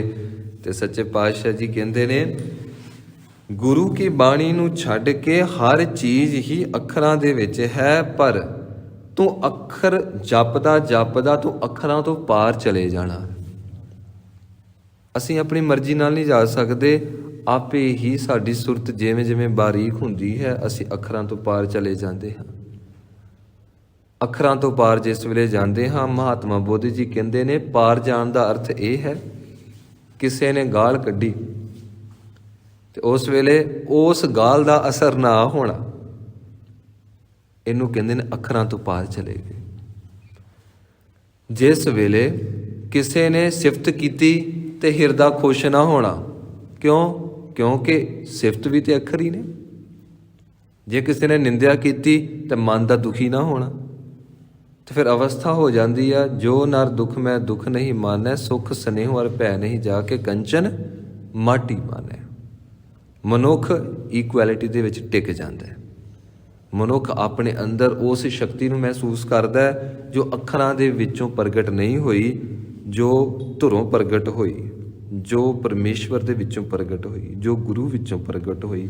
ਪਰ ਮਹਾਰਾਜ ਜੀ ਕਹਿੰਦੇ ਨੇ ਅੱਖਰਾਂ ਦੇ ਵਿੱਚ ਹੀ ਸਾਰਾ ਸੰਸਾਰ ਲਪਟਿਆ ਪਿਆ ਹੈ, ਅੱਖਰਾਂ ਦੇ ਵਿੱਚ ਹੀ ਘੁਲਿਆ ਮਿਲਿਆ ਪਿਆ ਹੈ, ਅੱਖਰਾਂ ਦੇ ਵਿੱਚ ਹੀ ਇਹ ਲੜਦਾ ਰਹਿੰਦਾ ਹੈ, ਅੱਖਰਾਂ ਦੇ ਵਿੱਚ ਹੀ ਇਹਦੀ ਜੀਵਨ ਲੀਲਾ ਸਮਾਪਤ ਹੋ ਜਾਂਦੀ ਹੈ। ਇਹ ਅੱਖਰਾਂ ਤੋਂ ਪਾਰਲੇ ਪਾਸੇ ਨਹੀਂ ਜਾਂਦਾ। ਅੱਖਰੀ ਨਾਮ, ਅੱਖਰ ਦੁਆਰਾ ਹੀ ਇਹ ਪਰਮੇਸ਼ਵਰ ਦਾ ਨਾਮ ਜਪਦਾ ਹੈ, ਅੱਖਰਾਂ ਦੇ ਨਾਲ ਹੀ ਇਹ ਸਿਫਤ ਸਲਾਹ ਕਰਦਾ ਹੈ। ਅਖਰੀ ਗਿਆਨ ਗੀਤ ਗੁਣ ਗਾਹ, ਪਰਮੇਸ਼ਵਰ ਦੇ ਸਿਫਤ ਦੇ ਗੀਤ ਵੀ ਅੱਖਰਾਂ ਦੇ ਵਿੱਚ ਹੀ ਗਾਉਂਦਾ ਹੈ। ਇਹ ਗੁਣਾਂ ਦਾ ਜੋ ਗਾਹ ਪਾਉਂਦਾ ਹੈ, ਆਪ ਜੀ ਨੂੰ ਪਤਾ ਹੋਏਗਾ, ਅਸੀਂ ਕਹਿੰਦੇ ਦਾਣਿਆਂ ਦਾ ਗਾਉਣਾ, ਦਾਣਿਆਂ ਦਾ ਗਾਹ ਪਾਉਣਾ, ਫਸਲ ਦਾ ਗਾਹ ਪਾਉਣਾ। ਛਿੱਟਿਆਂ ਦੇ ਵਿੱਚੋਂ, ਕਣਕ ਦੇ ਛਿੱਟਿਆਂ ਦੇ ਵਿੱਚੋਂ ਜਿਸ ਵੇਲੇ ਦਾਣੇ ਕੱਢਣ ਦੀ ਪ੍ਰਕਿਰਿਆ ਅਸੀਂ ਦੇਖਦੇ ਹਾਂ, ਉਸ ਨੂੰ ਇਹ ਸ਼ਬਦ ਦਿੱਤਾ ਜਾਂਦਾ ਹੈ ਕਿ ਇਸ ਵੇਲੇ ਹੁਣ ਇਸ ਫਸਲ ਦਾ ਗਾਹ ਪਏਗਾ, ਫਲਿਆਂ ਦੇ ਨਾਲ ਇਸ ਫਸਲ ਨੂੰ ਗਾਇਆ ਜਾਏਗਾ। ਭਾਵ ਦਾਣੇ ਵੱਖਰੇ ਕੀਤੇ ਜਾਣਗੇ, ਛਿੱਟੇ ਵੱਖਰੇ ਕੀਤੇ ਜਾਣਗੇ, ਮੂਲ ਚੀਜ਼ ਵੱਖਰੀ ਕੀਤੀ ਜਾਏਗੀ, ਵਿਅਰਥ ਚੀਜ਼ ਵੱਖਰੀ ਕੀਤੀ ਜਾਏਗੀ। ਤੇ ਕਹਿੰਦੇ ਨੇ ਪਰਮੇਸ਼ਵਰ ਦਾ ਨਾਮ ਜਪ ਜਪ ਕੇ ਇਤਨੀ ਕੁਝ ਸਮਝ ਆ ਜਾਂਦੀ ਹੈ, ਸੂਝੀ ਆ ਜਾਂਦੀ ਹੈ। ਫਿਰ ਪਤਾ ਲੱਗਦਾ ਹੈ ਗੁਰੂ ਦੇ ਕੋਲ ਬੈਠ ਕੇ ਤੇ ਰੱਬ ਵਾਲੇ ਪਾਸੇ ਦਾ ਰਸਤਾ ਸ਼ੁਰੂ ਹੁੰਦਾ ਹੈ, ਤੇ ਸੰਸਾਰੀ ਲੋਕਾਂ ਦੇ ਕੋਲ ਬਹਿ ਕੇ ਆਤਮਿਕ ਸ਼ਕਤੀ ਖਤਮ ਹੁੰਦੀ ਹੈ। ਤੇ ਮਹਾਰਾਜ ਜੀ ਕਹਿੰਦੇ ਨੇ ਅੱਖਰਾਂ ਦੇ ਦੁਆਰਾ ਹੀ ਮਨੁੱਖ ਗੁਣਾਂ ਦਾ ਵਾਕਫ ਹੁੰਦਾ ਹੈ, ਅੱਖਰਾਂ ਦੁਆਰਾ ਹੀ ਗੁਣਾਂ ਦੀ ਸਮਝ ਪੈਂਦੀ ਹੈ, ਅੱਖਰਾਂ ਦੁਆਰਾ ਹੀ ਇਹ ਹਰ ਚੀਜ਼ ਨੂੰ ਗਾਉਣ ਦੇ ਸਮਰੱਥ ਹੁੰਦਾ ਹੈ, ਕਿਹੜੀ ਚੀਜ਼ ਚੰਗੀ ਹੈ, ਕਿਹੜੀ ਚੀਜ਼ ਮੰਦੀ ਹੈ। ਅਖਰੀ ਲਿਖਣ ਬੋਲਣ ਬਾਣ, ਸਾਡਾ ਬੋਲਣਾ ਇਹ ਵੀ ਅੱਖਰਾਂ ਵਿੱਚ ਹੈ ਜੀ। ਤੇ ਅਸੀਂ ਜੋ ਸੋਚ ਰਹੇ ਹਾਂ ਉਹ ਅਸੀਂ ਦੂਜੇ ਦੇ ਸਾਹਮਣੇ ਅੱਖਰ ਰੱਖ ਕੇ ਬੋਲ ਕੇ ਅਸੀਂ ਪ੍ਰਗਟ ਕਰਦੇ ਹਾਂ ਕਿ ਸਾਡੇ ਅੰਦਰ ਕੈਸੇ ਭਾਵ ਚੱਲ ਰਹੇ ਹਨ। ਅੱਖਰਾ ਸਿਰ ਸੰਜੋਗ ਵਖਾਣ, ਤੇ ਸਾਡੇ ਅੰਦਰ ਜੋ ਭਾਵ ਚੱਲਦੇ ਹਨ, ਸਾਡੇ ਅੰਦਰ ਸੰਜੋਗ ਦੀ ਭਾਵਨਾ ਇਸ ਵੇਲੇ ਪ੍ਰਬਲ ਹੈ। ਤੇ ਕਹਿੰਦੇ ਨੇ ਇਹ ਵੀ ਅੱਖਰਾਂ ਦੇ ਰਾਹੀਂ ਹੀ ਅਸੀਂ ਪ੍ਰਗਟ ਕਰਦੇ ਹਾਂ, ਤੇ ਅਸੀਂ ਹਰ ਚੀਜ਼ ਨੂੰ ਅੱਖਰਾਂ ਦੇ ਵਿੱਚ ਹੀ ਤੋਲਣ ਦੀ ਕੋਸ਼ਿਸ਼ ਕਰਦੇ ਹਾਂ, ਜਦ ਕਿ ਪਰਮੇਸ਼ਵਰ ਨੇ ਅੱਖਰਾਂ ਦੇ ਵਿੱਚ ਇਹ ਚੀਜ਼ਾਂ ਨਹੀਂ ਲਿਖੀਆਂ। ਪਰ ਅਸੀਂ ਮਟੀਰੀਅਲਿਸਟਿਕ ਸੰਸਾਰ ਦੇ ਵਿੱਚ ਅਸੀਂ ਜਿਉਂਦੇ ਪਏ ਹਾਂ, ਤੇ ਅਸੀਂ ਹਰ ਚੀਜ਼ ਨੂੰ ਅੱਖਰਾਂ ਦੇ ਰਾਹੀਂ ਹੀ ਐਕਸਪਲੇਨ ਕਰਦੇ ਪਏ ਹਾਂ। ਤੇ ਜਦ ਕਿ ਇਹ ਹੌਲੀ ਹੌਲੀ ਅੱਖਰ ਸਮਾਪਤ ਹੋ ਜਾਂਦੇ ਨੇ, ਸੁੰਨ ਅਵਸਥਾ ਰਹਿ ਜਾਂਦੀ ਹੈ, ਉੱਥੇ ਅੱਖਰ ਕੋਈ ਨਹੀਂ। ਇਸ ਨੂੰ ਗੁਰਬਾਣੀ ਕਹਿੰਦੀ ਹੈ ਅੰਤਰ ਸੁਨੰ ਬਾਹਰ ਸੁਨੰ ਤ੍ਰਿਭਵਨ ਸੁਨ ਮਸੁਨੰ, ਚੌਥੇ ਸੁਨੈ ਜੋ ਨਰ ਜਾਣੈ ਤਾਕੋ ਪਾਪ ਨਾ ਪੁੰਨੰ। ਕੋਈ ਬੋਲਦਾ ਪਿਆ ਹੋਵੇ ਨਾ, ਅਵਸਥਾ ਐਸੀ ਹੋ ਜਾਂਦੀ ਹੈ, ਦੂਜੇ ਦੇ ਬੋਲ ਇੰਜ ਮਹਿਸੂਸ ਹੁੰਦੇ ਨੇ, ਇਹ ਮੂੰਹ ਹਿਲਾਈ ਜਾਂਦਾ ਹੈ, ਪਰ ਇਹਦੇ ਜਿਹੜੇ ਬੋਲ ਨੇ, ਇਹਦੇ ਅੱਖਰ ਨੇ, ਇਹਨਾਂ ਦੀ ਵੈਲਿਊ ਕੋਈ ਨਹੀਂ। ਉਸ ਵੇਲੇ ਆਸੇ ਪਾਸੇ ਦਾ ਰੌਲਾ ਵੀ ਫਿਰ ਅੱਖਰਾਂ ਦੇ ਵਿੱਚੋਂ ਮਨੁੱਖ ਦੀ ਸੁਰਤ ਨਿਕਲ ਗਈ, ਉਸ ਅਸੀਮ ਤੱਕ ਪਹੁੰਚ ਗਈ। ਫਿਰ ਆਸੇ ਪਾਸੇ ਦਾ ਰੌਲਾ ਉਹ ਸਿਮਰਨ ਬਣ ਜਾਂਦਾ। ਫਿਰ ਹਰ ਚੀਜ਼ ਸੁੰਨ ਮਹਿਸੂਸ ਹੁੰਦੀ ਹੈ, ਹਰ ਚੀਜ਼ ਸੁੰਨ ਮਹਿਸੂਸ ਹੁੰਦੀ ਹੈ। ਮਹਾਰਾਜ ਜੀ ਕਹਿੰਦੇ ਨੇ ਅੱਖਰਾਂ ਦੇ ਰਾਹੀਂ ਹੀ ਅਸੀਂ ਭਾਗਾਂ ਦਾ ਅਸੀਂ ਵਿਖਿਆਨ ਕਰਦੇ ਹਾਂ ਕਿ ਕਿਹੜੀ ਚੀਜ਼ ਦੇ ਮਿਲਣ ਨਾਲ ਸਾਨੂੰ ਚੰਗਾ ਲੱਗਾ, ਕਿਹੜੀ ਚੀਜ਼ ਦੇ ਵਿਛੜਨ ਦੇ ਨਾਲ ਸਾਨੂੰ ਬੁਰਾ ਲੱਗਾ। ਪਰ ਅਸਲ ਵਿੱਚ ਜੋ ਅਸੀਂ ਦੱਸ ਰਹੇ ਹੁੰਨੇ ਆ, ਉਹ ਅਸੀਂ ਸੰਪੂਰਨ ਨਹੀਂ ਦੱਸ ਸਕਦੇ।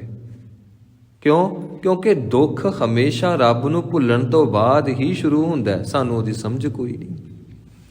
ਸਾਡਾ ਅੱਖਰਾਂ ਦੇ ਵਿੱਚ ਦੁਖੀ ਹੋਣਾ ਉਹ ਵੀ ਅਧੂਰਾ ਦੱਸਦਾ ਹੈ, ਤੇ ਸਾਡਾ ਖੁਸ਼ ਹੋਣਾ ਉਹ ਵੀ ਅਧੂਰਾ ਹੀ ਹੁੰਦਾ ਹੈ। ਕਿਉਂਕਿ ਅੱਖਰ ਅਸਲ ਵਿੱਚ ਐਗਜ਼ਿਸਟ ਕਰਦੇ ਹੀ ਨਹੀਂ, ਅੱਖਰ ਹੈ ਹੀ ਨਹੀਂ।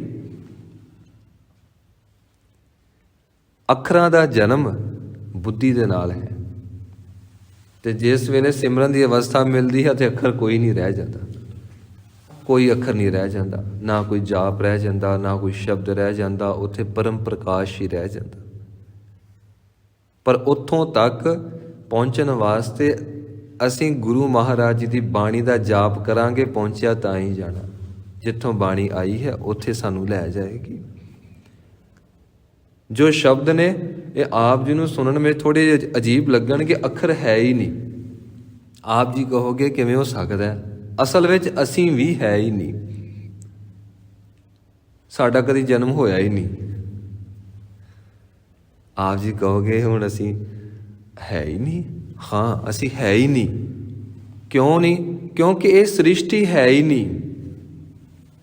ਇਹ ਮ੍ਰਿਤ ਮੰਡਲ ਹੈ, ਮੌਤ ਦਾ ਦੇਸ਼ ਹੈ। ਜੋ ਪਹਿਲਾਂ ਨਹੀਂ ਸੀ ਹੁਣ ਭਾਸਦਾ ਹੈ, ਬਾਅਦ 'ਚ ਨਹੀਂ ਹੋਏਗਾ। ਪਰ ਅਸੀਂ ਭਰਮ ਦੇ ਵਿੱਚ ਪੈ ਕੇ ਆਪਣੀ ਹੋਂਦ ਨੂੰ ਸਵੀਕਾਰ ਕਰੀ ਬੈਠੇ ਹਾਂ, ਗੁਰੂ ਕੇ ਸ਼ਬਦ ਤੋਂ ਦੂਰ ਹੋ ਗਏ। ਇਸ ਕਰਕੇ ਝੂਠੀ ਜਿਹੀ ਜ਼ਿੰਦਗੀ ਜਿਉਂਦੇ ਪਏ ਹਾਂ। ਹੌਲੀ ਹੌਲੀ ਹੌਲੀ ਹੌਲੀ ਸ਼ਬਦ ਦੇ ਜਾਪ ਦੇ ਨਾਲ ਸਾਨੂੰ ਮਹਿਸੂਸ ਹੋਏਗਾ ਕਿ ਅਸਲ ਵਿੱਚ ਖੇਡ ਤਾਂ ਕੁਝ ਹੋਰ ਵਰਤਦੀ ਹੈ, ਅਸੀਂ ਕੁਝ ਹੋਰ ਹੀ ਸਮਝਦੇ ਰਹੇ। ਉਹ ਸਿਰਫ ਬ੍ਰਹਮ ਗਿਆਨੀ ਨੂੰ ਸਮਝ ਹੁੰਦੀ ਹੈ। ਸੱਚੇ ਪਾਤਸ਼ਾਹ ਬਖਸ਼ਿਸ਼ ਕਰਦੇ ਨੇ, ਅੱਖਰਾਂ ਦੇ ਰਾਹੀਂ ਅਸੀਂ ਸੰਜੋਗ ਤੇ ਵਿਜੋਗ ਦੀ ਵਿਆਖਿਆ ਕਰਦੇ ਹਾਂ, ਅੱਖਰਾਂ ਦੇ ਰਾਹੀਂ ਅਸੀਂ ਭਾਗਾਂ ਦੀ ਵਿਆਖਿਆ ਕਰਦੇ ਹਾਂ। ਇਹ ਚੀਜ਼ ਅਧੂਰੀ ਹੈ, ਇਹ ਸੰਪੂਰਨ ਨਹੀਂ ਹੈ। ਅੱਗੇ ਮਹਾਰਾਜ ਜੀ ਬਖਸ਼ਿਸ਼ ਕਰਦੇ ਹਨ, ਜਿਨ ਇਹ ਲਿਖੇ ਤਿਸ ਸਿਰ ਨਾਹਿ। ਜਿਸ ਪਰਮੇਸ਼ਵਰ ਨੇ ਇਹਨਾਂ ਅੱਖਰਾਂ ਨੂੰ ਸਿਰਜਿਆ, ਉਹ ਪਰਮੇਸ਼ਵਰ ਅੱਖਰਾਂ ਵਿੱਚ ਨਹੀਂ ਹੈ। ਉਸ ਪਰਮੇਸ਼ਵਰ ਦੇ ਮਸਤਕ ਤੇ ਕੋਈ ਅੱਖਰ ਨਹੀਂ ਲਿਖਿਆ। ਤੇ ਜਦੋਂ ਕੋਈ ਸ਼ਬਦ ਦਾ ਜਾਪ ਕਰਦਾ ਕਰਦਾ ਰੱਬ ਤੱਕ ਪਹੁੰਚ ਜਾਂਦਾ, ਉਹ ਵੀ ਅੱਖਰਾਂ ਤੋਂ ਬਿਨਾਂ ਹੋ ਜਾਂਦਾ। ਉਹਦੇ ਵੀ ਮਸਤਕ ਦੇ ਉੱਤੇ ਕੋਈ ਲੇਖ ਲਿਖਿਆ ਨਹੀਂ ਰਹਿ ਜਾਂਦਾ। ਹਾਂਜੀ, ਜਿਵ ਫਰਮਾਏ ਤਿਵ ਤਿਵ ਪਾਹੇ। ਜਿਵੇਂ ਜਿਵੇਂ ਪਰਮੇਸ਼ਵਰ ਦਾ ਹੁਕਮ ਵਰਤਦਾ ਹੈ, ਉਸੇ ਤਰ੍ਹਾਂ ਹੀ ਇਸ ਸੰਸਾਰ ਦੇ ਲੋਕ ਦੁੱਖ ਤੇ ਸੁੱਖ ਨੂੰ ਭੋਗਦੇ ਹਨ, ਦੁੱਖ ਤੇ ਸੁੱਖ ਨੂੰ ਮਹਿਸੂਸ ਕਰਦੇ ਹਨ। ਚੇਤਾ ਕੀਤਾ ਤੇਤਾ ਨਾਉ। ਇਹ ਜਿੰਨਾ ਵੀ ਸੰਸਾਰ ਹੈ ਉਹ ਪਰਮੇਸ਼ਵਰ ਜੀ ਨੇ ਬਣਾਇਆ ਹੈ, ਇਹ ਉਸੇ ਦਾ ਹੀ ਰੂਪ ਹੈ। ਪਰ ਸਾਨੂੰ ਨਹੀਂ ਲੱਗਦਾ। ਸਾਨੂੰ ਕੀ ਲੱਗਦਾ? ਮਹਾਰਾਜ ਜੀ ਕਹਿੰਦੇ ਨੇ, ਤੂੰ ਜ਼ਹਿਰਮਈ ਕਹਿੰਦਾ ਹੈ, ਇਹੋ ਵਿਸ ਸੰਸਾਰ ਤੁਮ ਦੇਖਦੇ। ਇਹ ਤੈਨੂੰ ਲੱਗਦਾ ਹੈ ਕਿ ਇਹ ਜ਼ਹਿਰਮਈ ਹੈ, ਇਹੋ ਹਰ ਕਾ ਰੂਪ ਹੈ। ਪਰ ਅਸਲ ਵਿੱਚ ਹੈ ਤੇ ਪਰਮੇਸ਼ਵਰ ਦਾ ਸਰੂਪ। ਹਰ ਰੂਪ ਨਦਰੀ ਆਇਆ। ਪਰ ਉੱਥੋਂ ਤੱਕ ਪਹੁੰਚਣ ਵਾਸਤੇ ਤੈਨੂੰ ਆਪਣੀ ਸੁਰਤ ਬਾਰੀਕ ਕਰਕੇ ਗੁਰੂ ਦੇ ਸ਼ਬਦ ਨਾਲ ਜੋੜ ਕੇ ਤੈਨੂੰ ਸਰੀਰਾਂ ਤੋਂ ਪਾਰ ਲੈ ਕੇ ਜਾਣੀ ਪਏਗੀ, ਫਿਰ ਸਮਝ ਪਏਗੀ। ਨਹੀਂ ਤਾਂ ਜਿਵੇਂ ਤੂੰ ਜਿਉਂਦਾ ਪਿਆ ਵਾ, ਇਹ ਤਾਂ ਤੂੰ ਜ਼ਿੰਦਗੀ ਪ੍ਰਾਪਤ ਕੀਤੀ ਹੋਈ ਆ ਤੇ ਇਹਦਾ ਤੈਨੂੰ ਕੋਈ ਲਾਹਾ ਤੇ ਕੋਈ ਮਿਲਿਆ ਨਹੀਂ ਅਜੇ ਤੱਕ। ਜੇ ਮਿਲਿਆ ਹੁੰਦਾ ਤੇ ਅੰਦਰ ਪ੍ਰਕਾਸ਼ ਨਾ ਹੋ ਜਾਂਦਾ। ਮਹਾਰਾਜ ਜੀ ਕਹਿੰਦੇ ਨੇ, ਇਹ ਸੰਸਾਰ ਪਰਮੇਸ਼ਵਰ ਜੀ ਨੇ ਬਣਾਇਆ ਤੇ ਇਹ ਉਸੇ ਦਾ ਹੀ ਰੂਪ ਹੈ। ਇਸ ਕਰਕੇ ਤੂੰ ਉਸ ਰੂਪ ਤੱਕ ਪਹੁੰਚਣਾ ਆ, ਤੂੰ ਸਰੀਰਾਂ ਤੱਕ ਨਹੀਂ ਪਹੁੰਚਣਾ। ਪਰ ਅਸੀਂ ਸਰੀਰਾਂ ਨਾਲ ਹੀ ਜੁੜੇ ਹੋਏ ਆ ਨਾ। ਆਖੇ ਜੀ ਕਿਸੇ ਰਿਸ਼ਤੇਦਾਰ ਦੀ ਮੌਤ ਹੋ ਗਈ, ਚਲੋ ਜੀ ਚਲੀਏ। ਕਿੱਥੇ? ਅਫਸੋਸ ਕਰ ਆਈਏ। ਕਿਹਦਾ ਅਫਸੋਸ? ਜਿਹੜਾ ਹੈ ਹੀ ਨਹੀਂ। ਤੇ ਕਰਨਾ ਕਿਹਦੇ ਨਾਲ? ਉਹਨਾਂ ਨਾਲ ਇਸ ਕਰਕੇ ਕਰਨਾ ਤਾਂ ਜੋ ਉਹਨਾਂ ਨੂੰ ਮਾੜਾ ਨਾ ਲੱਗੇ ਕਿ ਇਹ ਆਇਆ ਹੀ ਨਹੀਂ। ਵੇਖੋ ਕਿੰਨੀ ਝੂਠੀ ਜ਼ਿੰਦਗੀ ਜਿਉਂਦੇ ਪਏ ਅਸੀਂ, ਕਿੰਨੀ ਝੂਠੀ ਜੀ ਜ਼ਿੰਦਗੀ ਆ। ਅਫਸੋਸ ਉਹਦਾ ਕਰਨਾ ਜਿਹੜਾ ਹੈ ਹੀ ਨਹੀਂ, ਤੇ ਕਰਨਾ ਉਹਨਾਂ ਦੇ ਨਾਲ ਜਿਨ੍ਹਾਂ ਨੇ ਇੱਕ ਦਿਨ ਚਲੇ ਜਾਣਾ। ਤੇ ਕਰ ਵੀ ਉਹ ਰਿਹਾ ਜਿਹਨੇ ਖੁਦ ਵੀ ਨਹੀਂ ਰਹਿਣਾ। ਅਵਰ ਮੂਏ ਕਿਆ ਸੋਗ ਕਰੀਜੈ, ਤਉ ਕੀਜੈ ਜੋ ਆਪਣ ਜੀਜੈ। ਆਪ ਤੇ ਤੂੰ ਜਿਉਂਦਾ ਰਹਿਣਾ ਨਹੀਂ ਤੇ ਦੂਜੇ ਨੂੰ ਮਾੜਾ ਨਾ ਲੱਗੇ, ਇਸ ਕਰਕੇ ਜਾਣਾ ਆ। ਤੇ ਤੂੰ ਇਹ ਨਹੀਂ ਦੇਖਦਾ ਕਿ ਜਿੰਨਾ ਸਮਾਂ ਕਿਸੇ ਦੇ ਖੁਸ਼ੀ ਦਾ ਸਮਾਂ ਆਇਆ, ਜੇ ਨਾ ਗਿਆ ਮਾੜਾ ਲੱਗੂ। ਇਹਨੂੰ ਲੋਕਾਂ ਦੀ ਬੜੀ ਸਮਝ ਆ। ਵਿਆਹਾਂ ਤੇ ਨਾ ਗਿਆ ਤੇ ਮਾੜਾ ਲੱਗੂ, ਭੋਗ ਤੇ ਨਾ ਗਿਆ ਮਾੜਾ ਲੱਗੂ। ਇਹ ਸੋਚਦਾ ਹੀ ਨਹੀਂ ਕਿ ਜੇ ਤੂੰ ਜਿਉਂਦੇ ਜੀ ਮੁਕਤ ਨਾ ਹੋਇਆ ਤੇ ਤੇਰੇ ਗੁਰੂ ਨੂੰ ਮਾੜਾ ਲੱਗੂ। ਉਧਰਲੇ ਪਾਸੇ ਤੇ ਅਸੀਂ ਜਾਣਾ ਹੀ ਨਹੀਂ ਨਾ। ਅਸੀਂ ਕੰਮ ਲੱਭਦੇ ਹਾਂ ਸੌਖਾ। ਸੌਖਾ ਕੰਮ ਕੀ ਆ? ਵੇਖੋ ਕੈਸੀ ਗੱਲ ਆ। ਇਹ ਸ਼ਬਦ ਅਸੀਂ ਕਹਿੰਦੇ ਵੀ ਚੰਗੇ ਨਹੀਂ ਲੱਗਦੇ। ਕੀ ਸ਼ਬਦ? ਕੋਈ ਚੜ੍ਹਾਈ ਕਰ ਗਿਆ, ਅਸੀਂ ਜਾ ਕੇ ਵੇਖੋ ਕਿੰਨੀ ਝੂਠੀ ਜੀ ਗੱਲ ਕਰਦੇ ਆ, ਮਾੜਾ ਹੋਇਆ। ਇੱਕ ਪਾਸੇ ਤੂੰ ਕਹਿਣਾ ਜੋ ਦੁੱਧ ਭਾਵੈ ਸਾਈ ਭਲੀ ਕਰ, ਤੂੰ ਆਪਣੀ ਜ਼ੁਬਾਨ ਤੇ ਕਾਇਮ ਹੀ ਨਹੀਂ ਹੈਗਾ, ਤੂੰ ਬੜਾ ਦੋਗਲਾ ਬੰਦਾ ਹੈ। ਇੱਕ ਪਾਸੇ ਤੂੰ ਕਹਿਣਾ ਜੋ ਕਰਦਾ ਚੰਗਾ ਕਰਦਾ। ਹੁਣ ਕਹਿ ਉੱਥੇ ਕਿ ਚੰਗਾ ਹੋਇਆ ਤੇਰਾ ਪੁੱਤ ਮਰ ਗਿਆ, ਨਾਲ ਹੀ ਇਹਨੂੰ ਢਾਹ ਕੇ ਕੁੱਟਣਾ ਕਿ ਪਹਿਲਾਂ ਇਹਨੂੰ ਕੁੱਟੋ। ਪੁੱਤ ਤੇ ਜਿਹੜਾ ਚਲ ਗਿਆ, ਘਰ ਵਾਲਾ ਚਲ ਗਿਆ, ਘਰ ਵਾਲੀ ਚਲ ਗਈ, ਪਹਿਲਾਂ ਇਹਨੂੰ ਲੰਮੇ ਪਾਓ। ਮਹਾਰਾਜ ਸੱਚੇ ਪਾਤਸ਼ਾਹ ਜੀ ਕਹਿੰਦੇ ਝੂਠੀ ਜ਼ਿੰਦਗੀ ਜਿਉਂਦਾ ਪਿਆ ਆ। ਗੁਰੂ ਤੇਰਾ ਕੁਝ ਹੋਰ ਕਹਿੰਦਾ, ਤੂੰ ਕੁਝ ਹੋਰ ਕਹਿੰਦਾ, ਤਾਂ ਹੀ ਤੇ ਤੇਰਾ ਆਪਸੀ ਮਿਲਾਪ ਨਹੀਂ ਹੁੰਦਾ। ਬਸ ਅਸੀਂ ਰਿਸ਼ਤੇਦਾਰੀਆਂ ਵਿੱਚ ਜਾਣਾ ਹੁੰਦਾ ਤੇ ਅਸੀਂ ਵੇਖ ਲਓ ਜੀ, ਅਸੀਂ 500 ਕਿਲੋਮੀਟਰ ਤੱਕ ਚਲੇ ਜਾਂਦੇ ਹਾਂ ਰਿਸ਼ਤੇਦਾਰੀਆਂ ਦੇ ਵਿੱਚ। ਇੱਥੋਂ ਤੱਕ ਕਿ ਇੱਥੋਂ ਅਮਰੀਕਾ ਚਲ ਗਏ, ਇੱਥੋਂ ਕੈਨੇਡਾ ਚਲ ਗਏ, ਇੱਥੋਂ UK ਚਲੇ ਗਏ, ਇੰਡੀਆ ਤੋਂ। ਕਿਉਂ? ਉੱਥੇ ਬੁਲਾਇਆ ਨਾ ਗਏ ਤਾਂ ਅਗਲਾ ਗੁੱਸਾ ਕਰੂ। ਹਾਂਜੀ, ਤੇ ਅੰਮ੍ਰਿਤ ਵੇਲੇ ਉੱਠ ਕੇ ਅਸੀਂ ਗੁਰੂ ਘਰ ਤੱਕ ਨਹੀਂ ਜਾ ਸਕਦੇ। ਵੇਖੋ, ਤੇ ਫਿਰ ਬਾਅਦ 'ਚ ਅਸੀਂ ਕਹਿਣਾ ਸੱਚੇ ਪਾਤਸ਼ਾਹ ਜੀ ਤੁਸੀਂ ਕਿਰਪਾ ਹੀ ਨਹੀਂ ਕਰਦੇ, ਕੀ ਗੱਲ ਹੋ ਗਈ? ਸੱਚੇ ਪਾਤਸ਼ਾਹ ਦੇ ਬਖਸ਼ਿਸ਼ ਦਾ ਭੰਡਾਰਾ ਲੈ ਕੇ ਤੇ ਤੁਹਾਡੇ ਸਾਹਮਣੇ ਖੜੇ ਆ, ਤੇ ਅਸੀਂ ਜੇ ਆਪ ਹੀ ਨਾ ਜਾਈਏ ਤੇ ਫਿਰ ਅਸੀਂ ਕਹੀਏ ਕਿ ਸਾਨੂੰ ਸੁੱਤੇ ਪਏ ਬਖਸ਼ਿਸ਼ ਮਿਲ ਜੇ, ਕਿਵੇਂ ਮਿਲ ਜੇਗੀ? ਮਹਾਰਾਜ ਜੀ ਕਹਿੰਦੇ ਨੇ ਉਹ ਭਾਈ ਤੂੰ ਝੂਠੀ ਜੀ ਜ਼ਿੰਦਗੀ ਜਿਹੜਾ ਜਿਉਂਦਾ ਪਿਆ ਆ, ਤੂੰ ਆਪ ਹੀ ਦੱਸ ਇੰਨੇ ਭੋਗਾਂ ਤੇ ਗਿਆ ਕੋਈ ਤੈਨੂੰ ਪ੍ਰਾਪਤੀ ਹੋਈ? ਇੰਨੀਆਂ ਖੁਸ਼ੀਆਂ ਤੇ ਗਿਆ ਕੋਈ ਤੈਨੂੰ ਖੁਸ਼ੀ ਮਿਲੀ? ਤੇ ਬੈਠ ਟਿਕ, ਜੇ ਉਹਨਾਂ ਥਾਵਾਂ ਤੇ ਜਾਵੇਂਗਾ ਵੀ ਉਹਨਾਂ ਥਾਵਾਂ ਤੇ ਵੀ ਭਗਤੀ ਕਰ।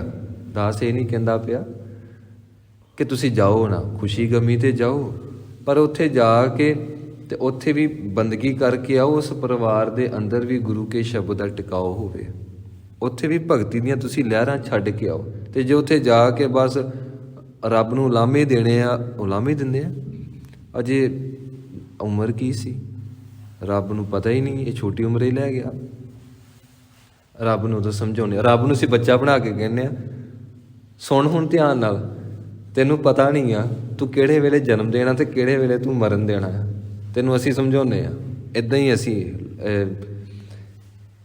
ਇੱਦਾਂ ਹੀ ਟਰੀਟ ਕਰਦੇ ਹਾਂ, ਲਾਈਕ ਏ ਚਾਈਲਡ। ਅਸੀਂ ਬੱਚੇ ਵਾਂਗ ਟਰੀਟ ਕਰਦੇ ਹਾਂ। ਸੱਚੇ ਪਾਤਸ਼ਾਹ ਜੀ ਕਹਿੰਦੇ ਨੇ ਭਾਈ ਉਸ ਪਰਮੇਸ਼ਵਰ ਦੇ ਹੁਕਮ ਦੇ ਵਿੱਚ ਹੀ ਸਾਰੇ ਦੁੱਖ ਸੁੱਖ ਭੋਗਦੇ ਹਨ। ਤੇ ਇਹ ਪਰਮੇਸ਼ਵਰ ਨੇ ਜੋ ਸੰਸਾਰ ਸਿਰਜਿਆ, ਜੇਤਾ ਕੀਤਾ ਤੇਤਾ ਨਾਉ। ਇੱਥੇ ਨਾਉ ਦਾ ਅਰਥ ਹੈ ਉਸੇ ਦਾ ਹੀ ਸਵਰੂਪ ਹੈ, ਪਰਮੇਸ਼ਵਰ ਦਾ ਹੀ ਸਵਰੂਪ ਹੈ ਸਾਰਾ ਸੰਸਾਰ। ਤੇ ਇੱਕ ਅਟਲ ਸੱਚਾਈ ਨੂੰ ਧਿਆਨ ਨਾਲ ਸੁਣੀ। ਕਿਹੜੀ ਸੱਚਾਈ? ਆਓ ਸ਼ਰਵਣ ਕਰੀਏ। ਵਿਣ ਨਾਵੈ ਨਾਹੀ ਕੋ ਥਾਉ। ਐ ਸਜਣਾ, ਜੇ ਤੂੰ ਸਰੀਰ ਤਿਆਗਣ ਤੋਂ ਪਹਿਲਾਂ ਬੰਦਗੀ ਨਾ ਕੀਤੀ, ਪਰਮੇਸ਼ਵਰ ਦਾ ਨਾਮ ਨਾ ਜਪਿਆ, ਤੈਨੂੰ ਦਰਗਾਹ 'ਚ ਥਾਂ ਨਹੀਂ ਮਿਲਣਾ। ਦੂਜਾ ਅਰਥ, ਕੋਈ ਵੀ ਸ੍ਰਿਸ਼ਟੀ ਦੇ ਵਿੱਚ ਐਸੀ ਥਾਂ ਨਹੀਂ ਹੈ ਜਿੱਥੇ ਪਰਮੇਸ਼ਵਰ ਦਾ ਪ੍ਰਕਾਸ਼ ਸਵਰੂਪ ਨਾਮ ਪ੍ਰਗਟ ਨਾ ਹੋਇਆ ਹੋਵੇ। ਹਰ ਥਾਂ ਦੇ ਉੱਤੇ ਪ੍ਰਗਟ ਹੈ, ਜ਼ਰਰੇ ਜ਼ਰਰੇ ਵਿੱਚ ਮੌਜੂਦ ਹੈ। ਪਰਮੇਸ਼ਵਰ ਤੇ ਹਾਜ਼ਰਾ ਹਜ਼ੂਰ ਹੈ, ਅਸੀਂ ਹੀ ਹਾਜ਼ਰਾ ਹਜ਼ੂਰ ਨਹੀਂ ਹੁੰਦੇ। ਮਹਾਰਾਜ ਜੀ ਕਹਿੰਦੇ ਦੁੰਦਰ ਬਾਂਧੋ ਸੁੰਦਰ ਪਾਵੋ। ਅਸੀਂ ਭਟਕਦੇ ਫਿਰਦੇ ਹਾਂ, ਦੌੜਦੇ ਫਿਰਦੇ ਹਾਂ। ਅੱਗੇ ਮਹਾਰਾਜ ਜੀ ਬਖਸ਼ਿਸ਼ ਕਰਦੇ ਹਨ। ਕੁਦਰਤ ਕਵਣ ਕਹਾ ਵਿਚਾਰ, ਵਾਰਿਆ ਨਾ ਜਾਵਾ ਏਕ ਵਾਰ। ਹੇ ਪ੍ਰਭੂ, ਹੇ ਮਾਲਕ ਜੀ, ਮੇਰੇ ਵਿੱਚ ਕੀ ਸ਼ਕਤੀ ਕਿ ਮੈਂ ਤੇਰੀ ਬਣਾਈ ਹੋਈ ਰਚਨਾ ਕੁਦਰਤ ਦੀ ਮੈਂ ਇੱਕ ਵੀ ਵਿਚਾਰ ਕਰ ਸਕਾਂ। ਮੇਰੇ ਵਿੱਚ ਕੋਈ ਸਮਰੱਥਾ ਨਹੀਂ ਹੈ। ਤੇ ਕੋਈ ਸਾਨੂੰ ਪੁੱਛੇ, ਅਸੀਂ ਕਹਿੰਦੇ ਆ ਦੱਸੋ ਜੀ ਵਿਚਾਰ ਕਿਹੜੀ ਚੀਜ਼ ਦੀ ਕਰਨੀ ਆ? ਰੱਬ ਦੂਜੇ ਨੰਬਰ ਤੇ, ਅਸੀਂ ਪਹਿਲੇ ਨੰਬਰ ਤੇ, ਅਸੀਂ ਜ਼ਿਆਦਾ ਸਿਆਣੇ ਆ। ਤੇ ਇਹ ਪੰਕਤੀ ਦੱਸ ਰਹੀ ਆ ਕਿ ਸਿੱਖ ਇਤਨਾ ਨਿਰਮਾਣ ਤੇ ਇੰਨਾ ਜਗਿਆਸੂ ਹੋਣਾ ਚਾਹੀਦਾ ਕਿ ਸਿੱਖ ਦਾ ਹੀ ਰਵੇ, ਸਿੱਖ ਦਾ ਹੀ ਰਵੇ। ਦਾਵਾ ਨਾ ਕਰੇ ਕਿ ਮੈਂ ਹੁਣ ਸਿੱਖ ਲਿਆ ਜੋ ਸਿੱਖਣਾ ਸੀ, ਆਈ ਐਮ ਮਾਸਟਰ, ਹੁਣ ਮੈਂ ਮਾਸਟਰ ਬਣ ਗਿਆ ਜੀ, ਬਾਕੀ ਸਾਰੇ ਵਿਦਿਆਰਥੀ ਬਣ ਜਾਓ। ਤਕਰੀਬਨ ਸਾਡਾ ਮਨ ਇਹੋ ਜਿਹਾ ਹੀ ਹੁੰਦਾ ਹੈ। ਤੇ ਮਹਾਰਾਜ ਜੀ ਕਹਿੰਦੇ ਨੇ ਮੈਂ ਇੱਕ ਵਾਰੀ ਵੀ, ਹੇ ਪ੍ਰਭੂ, ਨਾ ਤੇਰੇ ਤੋਂ ਵਾਰਨੇ ਜਾ ਸਕਦਾ ਆ, ਨਾ ਤੇਰੀ ਕੁਦਰਤ ਤੋਂ, ਮੈਂ ਤੇਰੀ ਕੁਦਰਤ ਅੱਗੇ, ਮੈਂ ਤੇਰੇ ਅੱਗੇ ਆਪਣੀ ਹਸਤੀ ਨੂੰ ਤੁੱਛ ਸਮਝਦਾ ਹਾਂ, ਆਪਣੀ ਹਸਤੀ ਨੂੰ ਬਿਲਕੁਲ ਛੋਟਾ ਜਿਹਾ ਸਮਝਦਾ ਹਾਂ। ਜੋ ਤੁਧ ਭਾਵੈ ਸਾਈ ਭਲੀ ਕਾਰ। ਹੇ ਮਾਲਕ ਜੀ, ਜੋ ਤੁਹਾਨੂੰ ਚੰਗਾ ਲੱਗਦਾ ਹੁਣ ਮੈਨੂੰ ਵੀ ਚੰਗਾ ਲੱਗਦਾ। ਤੇ ਪਰਮੇਸ਼ਵਰ ਨੂੰ ਚੰਗਾ ਕੀ ਲੱਗਾ? ਸਤਿਗੁਰ ਵਿੱਚ ਆਪ ਰੱਖਿਓਣ ਕਰ ਪ੍ਰਗਟ ਆਖ ਸੁਣਾਇਆ। ਪੂਰੇ ਗੁਰੂ ਦੇ ਵਿੱਚ ਪਰਮੇਸ਼ਵਰ ਜੀ ਬਿਰਾਜਮਾਨ ਹੋ ਗਏ। ਹੁਣ ਗੁਰੂ ਨਹੀਂ ਬੋਲਦਾ ਪਿਆ, ਹੁਣ ਪਰਮੇਸ਼ਵਰ ਬੋਲਦਾ ਪਿਆ। ਤੇ ਪਰਮੇਸ਼ਵਰ ਬੋਲਿਆ, ਅੰਮ੍ਰਿਤ ਵੇਲਾ ਸੱਚ ਨਾਉ ਵਡਿਆਈ ਵਿਚਾਰ। ਤੇ ਹੁਣ ਸਿੱਖ ਨੂੰ ਵੀ ਚੰਗਾ ਲੱਗਾ ਅੰਮ੍ਰਿਤ ਵੇਲਾ। ਹੁਣ ਗੁਰੂ ਨੇ ਆਖਿਆ, ਦਮ ਦਮ ਸਦਾ ਸੰਭਾਲਦਾ, ਦਮ ਨਾ ਬਿਰਥਾ ਜਾਏ। ਭਾਈ ਵਾਹਿਗੁਰੂ ਵਾਹਿਗੁਰੂ ਜਪੀ ਜਾ, ਜਪੀ ਜਾ। ਇਹ ਜਪਣਾ ਤੂੰ ਛੱਡੀ ਨਾ। ਗੁਰੂ ਨੂੰ ਚੰਗਾ ਲੱਗਾ, ਪਰਮੇਸ਼ਵਰ ਨੂੰ ਚੰਗਾ ਲੱਗਾ, ਹੁਣ ਸਿੱਖ ਨੂੰ ਵੀ ਚੰਗਾ ਲੱਗਣ ਲੱਗ ਪਿਆ। ਉਹ ਫਿਰ ਬੜਾ ਮਿੱਠਾ ਜਿਹਾ, ਬੜਾ ਸੁਖਮਈ ਜੀਵਨ ਸ਼ੁਰੂ ਹੋ ਜਾਂਦਾ ਹੈ। ਸਹਿਜ ਅਵਸਥਾ 'ਚ ਹੋ ਜਾਂਦਾ ਹੈ ਮਨੁੱਖ ਦਾ ਆਤਮਿਕ ਜੀਵਨ। ਉੱਥੇ ਫਿਰ ਕਾਹਲੀ ਨਹੀਂ ਰਹਿ ਜਾਂਦੀ, ਉੱਥੇ ਸਹਿਜ ਅਵਸਥਾ 'ਚ ਮਨੁੱਖ ਟਿਕ ਜਾਂਦਾ ਹੈ। ਗਰਮੀ ਹੋਵੇ, ਸਰਦੀ ਹੋਵੇ, ਕੁਝ ਵੀ ਮਹਿਸੂਸ ਨਹੀਂ ਹੁੰਦਾ। ਮਹਾਰਾਜ ਜੀ ਅੰਤਲੀ ਪੰਕਤੀ ਵਿੱਚ ਫਰਮਾਉਂਦੇ ਹਨ, ਤੂੰ ਸਦਾ ਸਲਾਮਤ ਨਿਰੰਕਾਰ। ਤੂੰ ਸਦਾ ਸਲਾਮਤ ਨਿਰੰਕਾਰ। हे ਮੇਰੇ ਮਾਲਕ ਜੀ, ਆਪ ਜੀ ਸਦੀਵ ਕਾਲ ਵਾਸਤੇ ਅਟਲ ਪਦਵੀ ਧਾਰਨ ਕਰੀ ਬੈਠੇ ਹੋ। ਆਪ ਜੀ ਕਦੀ ਵੀ ਮਰਦੇ ਨਹੀਂ ਹੋ, ਤੁਸੀਂ ਸਦਾ ਹੀ ਸਥਿਰ ਰਹਿਣ ਵਾਲੀ ਹਸਤੀ ਹੋ। ਤੇ ਕਿਰਪਾ ਕਰੋ ਮੇਰੇ ਉੱਤੇ ਬਖਸ਼ਿਸ਼ ਕਰੋ ਤੇ ਮੈਂ ਵੀ ਤੁਹਾਡੀ ਇਸ ਹਸਤੀ ਦੇ ਵਿੱਚ ਆਪਣੀ ਹਸਤੀ ਮਿਟਾ ਕੇ ਜੋਤ ਸਵਰੂਪ ਹੋ ਜਾਵਾਂ। ਤੂੰ हे ਨਿਰੰਕਾਰ ਜੀ ਸਦਾ ਸਲਾਮਤ ਨਿਰੰਕਾਰ, ਤੁਸੀਂ ਆਕਾਰ ਤੋਂ ਰਹਿਤ ਹੋ ਕੇ ਆਕਾਰ ਨੂੰ ਸਿਰਜ ਕੇ ਉਹਦੇ ਵਿੱਚ ਸਮਾਉਣ ਵਾਲੇ ਹੋ। ਤੇ ਦਇਆ ਕਰੋ ਸਾਡੇ ਤੇ ਵੀ ਮਿਹਰ ਹੋ ਜਾਵੇ।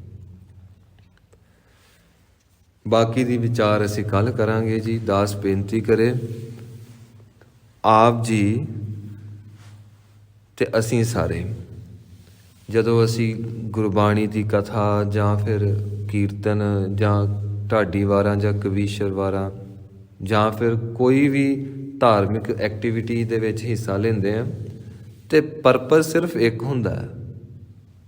ਇਹ ਨਹੀਂ ਹੁੰਦਾ ਕਿ ਅਸੀਂ ਗਿਆਨ ਇਕੱਠਾ ਕਰਨਾ ਹੈ। ਪਰਪਸ ਇੱਕ ਹੁੰਦਾ ਆ, ਅਸੀਂ ਹੁਣ ਹਰ ਹਰ ਨਾਮ ਕਮਾਉਣਾ, ਅਸੀਂ ਹੁਣ ਨਾਮ ਧਨ ਇਕੱਠਾ ਕਰਨਾ ਹੈ।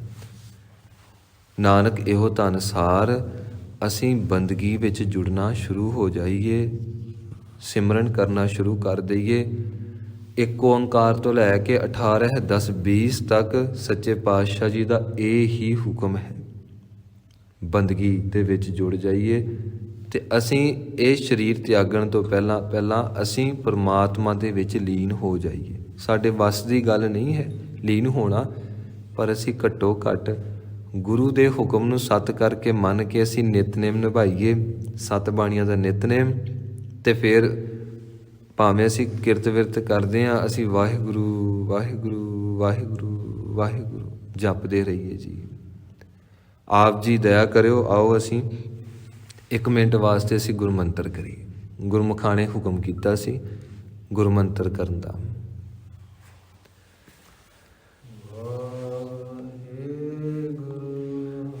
ਵਾਹਿਗੁਰੂ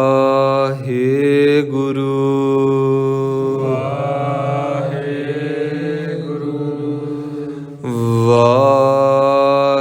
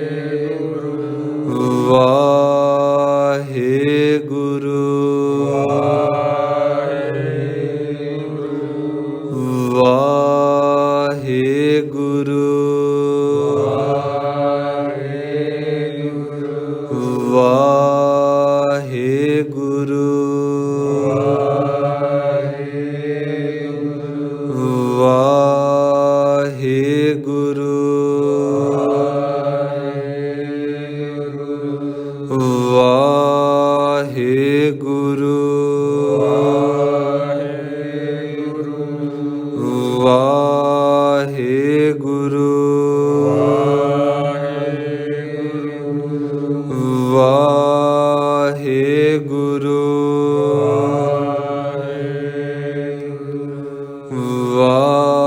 ਵਾਹਿਗੁਰੂ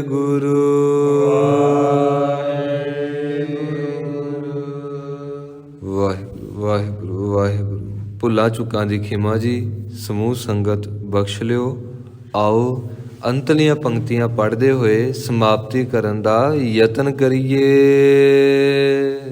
ਕੁਦਰਤ ਕਵਣ ਕਹਾ ਵਿਚਾਰ, ਵਾਰਿਆ ਨ ਜਾਵਾ ਏਕ ਵਾਰ। ਜੋ ਤੁਧ ਭਾਵੈ ਸਾਈ ਭਲੀ ਕਾਰ, ਤੂੰ ਸਦਾ ਸਲਾਮਤ ਨਿਰੰਕਾਰ। ਵਾਹਿਗੁਰੂ ਜੀ ਕਾ ਖਾਲਸਾ, ਵਾਹਿਗੁਰੂ ਜੀ ਕੀ ਫਤਿਹ।